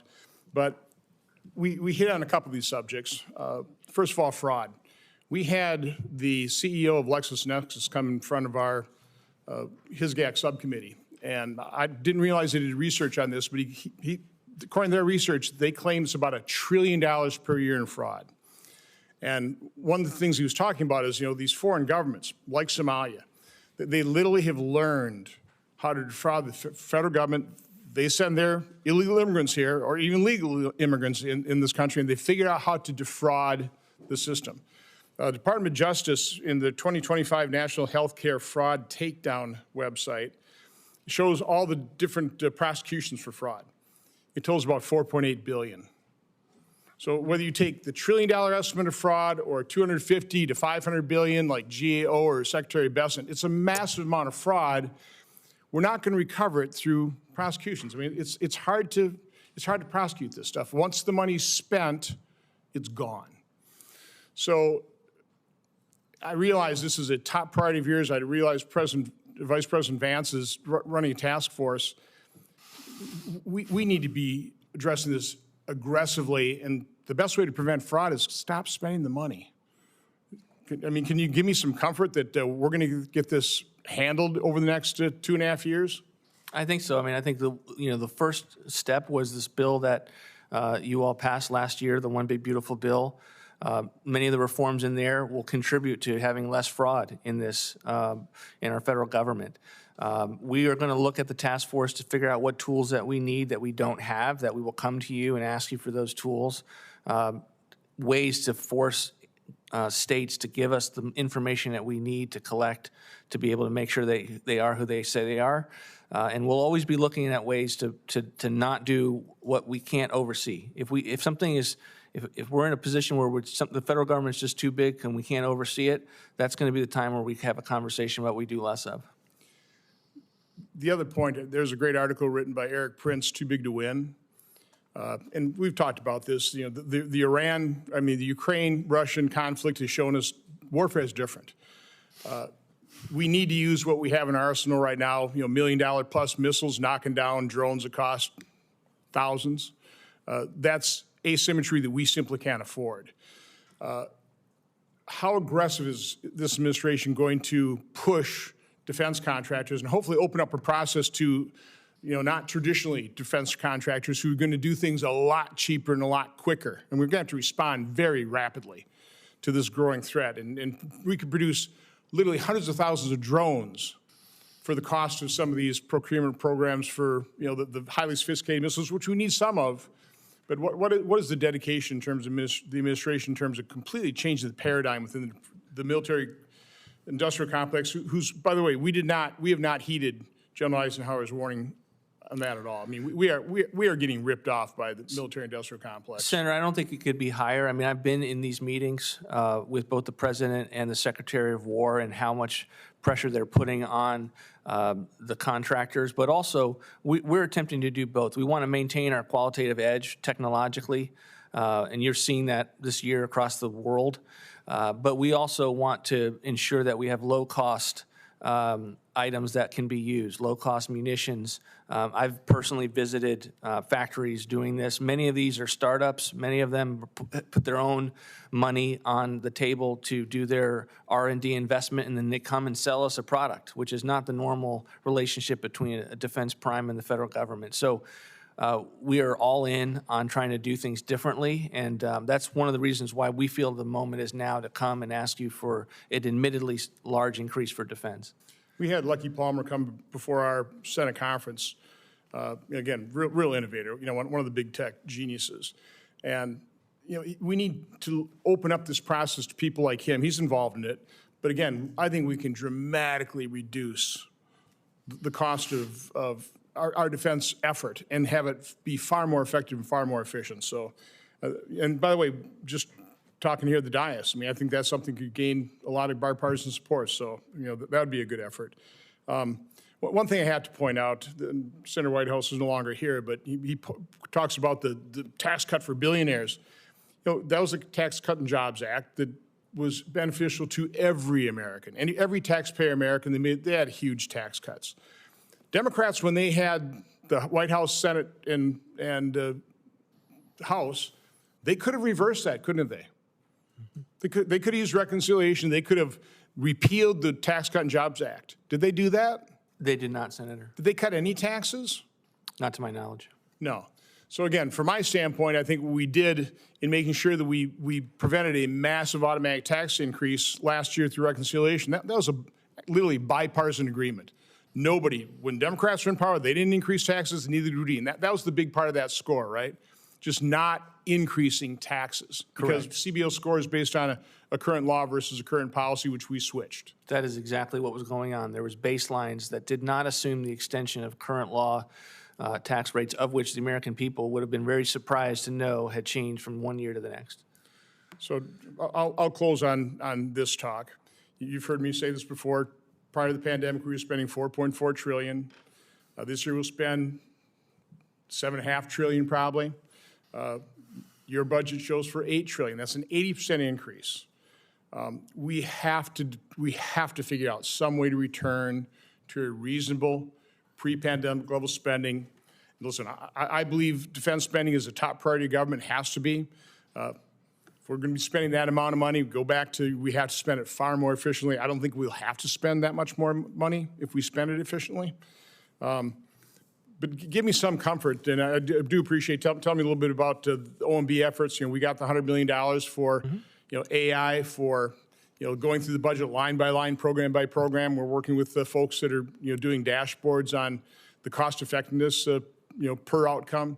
Just tell me a little bit about what OMB is doing there, and your commitment to that over the next two and a half years. Well, we're not going to stop with what we've been doing this year to end fiscal futility. We're very proud of the types of things that were achieved this year, but we have a pretty small staff. I mean, people don't realize the extent to which, if you look at us compared to, say, GAO, we are very, very small. And people ask us to do a lot of things, and we honestly wish we could do more, and I think because of you all are going to be, and we're in the midst of scaling up to be able to ensure that we have fraud fighters in a way that we previously did not. We compile the budget, we monitor as best as we can, but I think you and technology have ensured that we're going to have people with a dedicated workforce, and the teams are already working on this and developing ideas on how this will go. And I think it'll serve the task force that is up and running under the Vice President. I think it'll inform next year's budget. It'll inform any of the reconciliation bills that we do this year. And we're going to need more than one reconciliation bill. Well, spending on anti-fraud is going to be money well spent. I mean, you know how tough it was during the last reconciliation, just achieving $1.5 trillion, which we didn't achieve, I mean, because we spent in other areas. At the lower end of the estimate of fraud, $250 billion, that's $2.5 trillion over 10 years. At the LexisNexis excellent, that's $10 trillion. I mean, those are the kind of figures we have to be looking at. That's kind of savings we have to start achieving. But with that, Senator Merkley, do you have any closing thoughts? Well, I do. Thank you very much, Mr. Chairman. And I do think this hearing highlights a lot of the differences in philosophy and interpretation of current circumstances. But our challenge on this budget committee is to try to reach across that chasm between Democrats and Republicans. I do think this topic you just addressed, and that's the massive fraud that's in the Defense Department, is something that is bipartisan, a department that has never been able to pass an audit of any kind. And having worked for Cap Weinberger and done a cycle in the Defense Department under the Secretary of Defense's office on the Budget Committee, I mean, it was just astounding. The waste was so deep you swam in it every day, and I did find it kind of remarkable that Doge didn't go to the place where the biggest waste is. You know, Willie Sutton said, "Why did you rob banks?" He said, "That's where the money is. That's where Doge should have gone, was to the Defense Department, because that's where the massive waste is." A few closing comments. It was commented on, and I heard you say this, Mr. Director, the Democrats didn't fund ICE and CBP. Well, actually, ICE and CBP were funded last year to the tune of $65 billion for CBP and $75 billion for ICE, and those were funds equal to 7 years times, 7 times their normal annual production, so they were already funded. So that is simply an inaccurate summation. And then, as pointed out by several members, Democrats and Republicans universally in this chamber funded the other parts of Homeland Security, all 4 of them: cybersecurity, TSA, FEMA, and the Coast Guard. And it was the House that decided to torpedo all 4 of those agencies. So now let's turn to the commentary about, I heard Republicans are for working families, and I must say that is astounding to everyone in America. We saw who was lined up behind the president at the inaugural address. It wasn't champions for health care or housing or education. It wasn't folks working to improve working conditions for families. No, it was the oligarchs. It was Elon Musk. It was Jeff Bezos. It was Mark Zuckerberg. And then when we look at what that bill did, well, let's see. Ways and Means Committee in the House says you may have saved up to $600 for a family earning $50,000, but other experts say it's closer to half that, at $300. That's less than $1 a day for a working family, but that same bill increased the cost of nutrition by about $3 a day and the cost of health care for many families by $30 a day. So what do we have? We have that comparison where the net effect actually worsened the condition of working families across America. And that's why it was a massive betrayal. But what it did really was help billionaires. In fact, if you earn $1 million a year, it gave you, depending on the structure of your income, $70,000 to $90,000 versus decreasing the standard of living for working families. It's crumbs for working America. It's the red carpet and the Rolls Royce for the richest Americans. That bill gave Amazon a tax cut of $18 billion, Tesla a tax cut of $1.2 billion. In fact, I think their taxes are zero now. Alphabet, Google, $18 billion tax cut. So there we have it. It is families lose, billionaires win, and it is government buying for the powerful. And that's what this budget is. And if we don't change it, working people, ordinary families in America are totally screwed. Well, I appreciate that. Again, I'll just point out, not increasing taxes is not a tax cut. And when you were in control, when you had the power, you could have increased taxes. You could have repealed the Tax Cut and Jobs Act. You didn't do that. If I can just note on that point, those were going to expire. And so the Democrats did not extend them. It was Republicans who extended those tax breaks for billionaires. Again, we refused to allow a massive automatic tax increase would have harmed this country, economically harmed every American. So anyway, Director Vought, appreciate you appearing before the committee. The hearing record will remain open until noon tomorrow for the submission of statements and questions for the record of the committee clerk. The hearing is adjourned.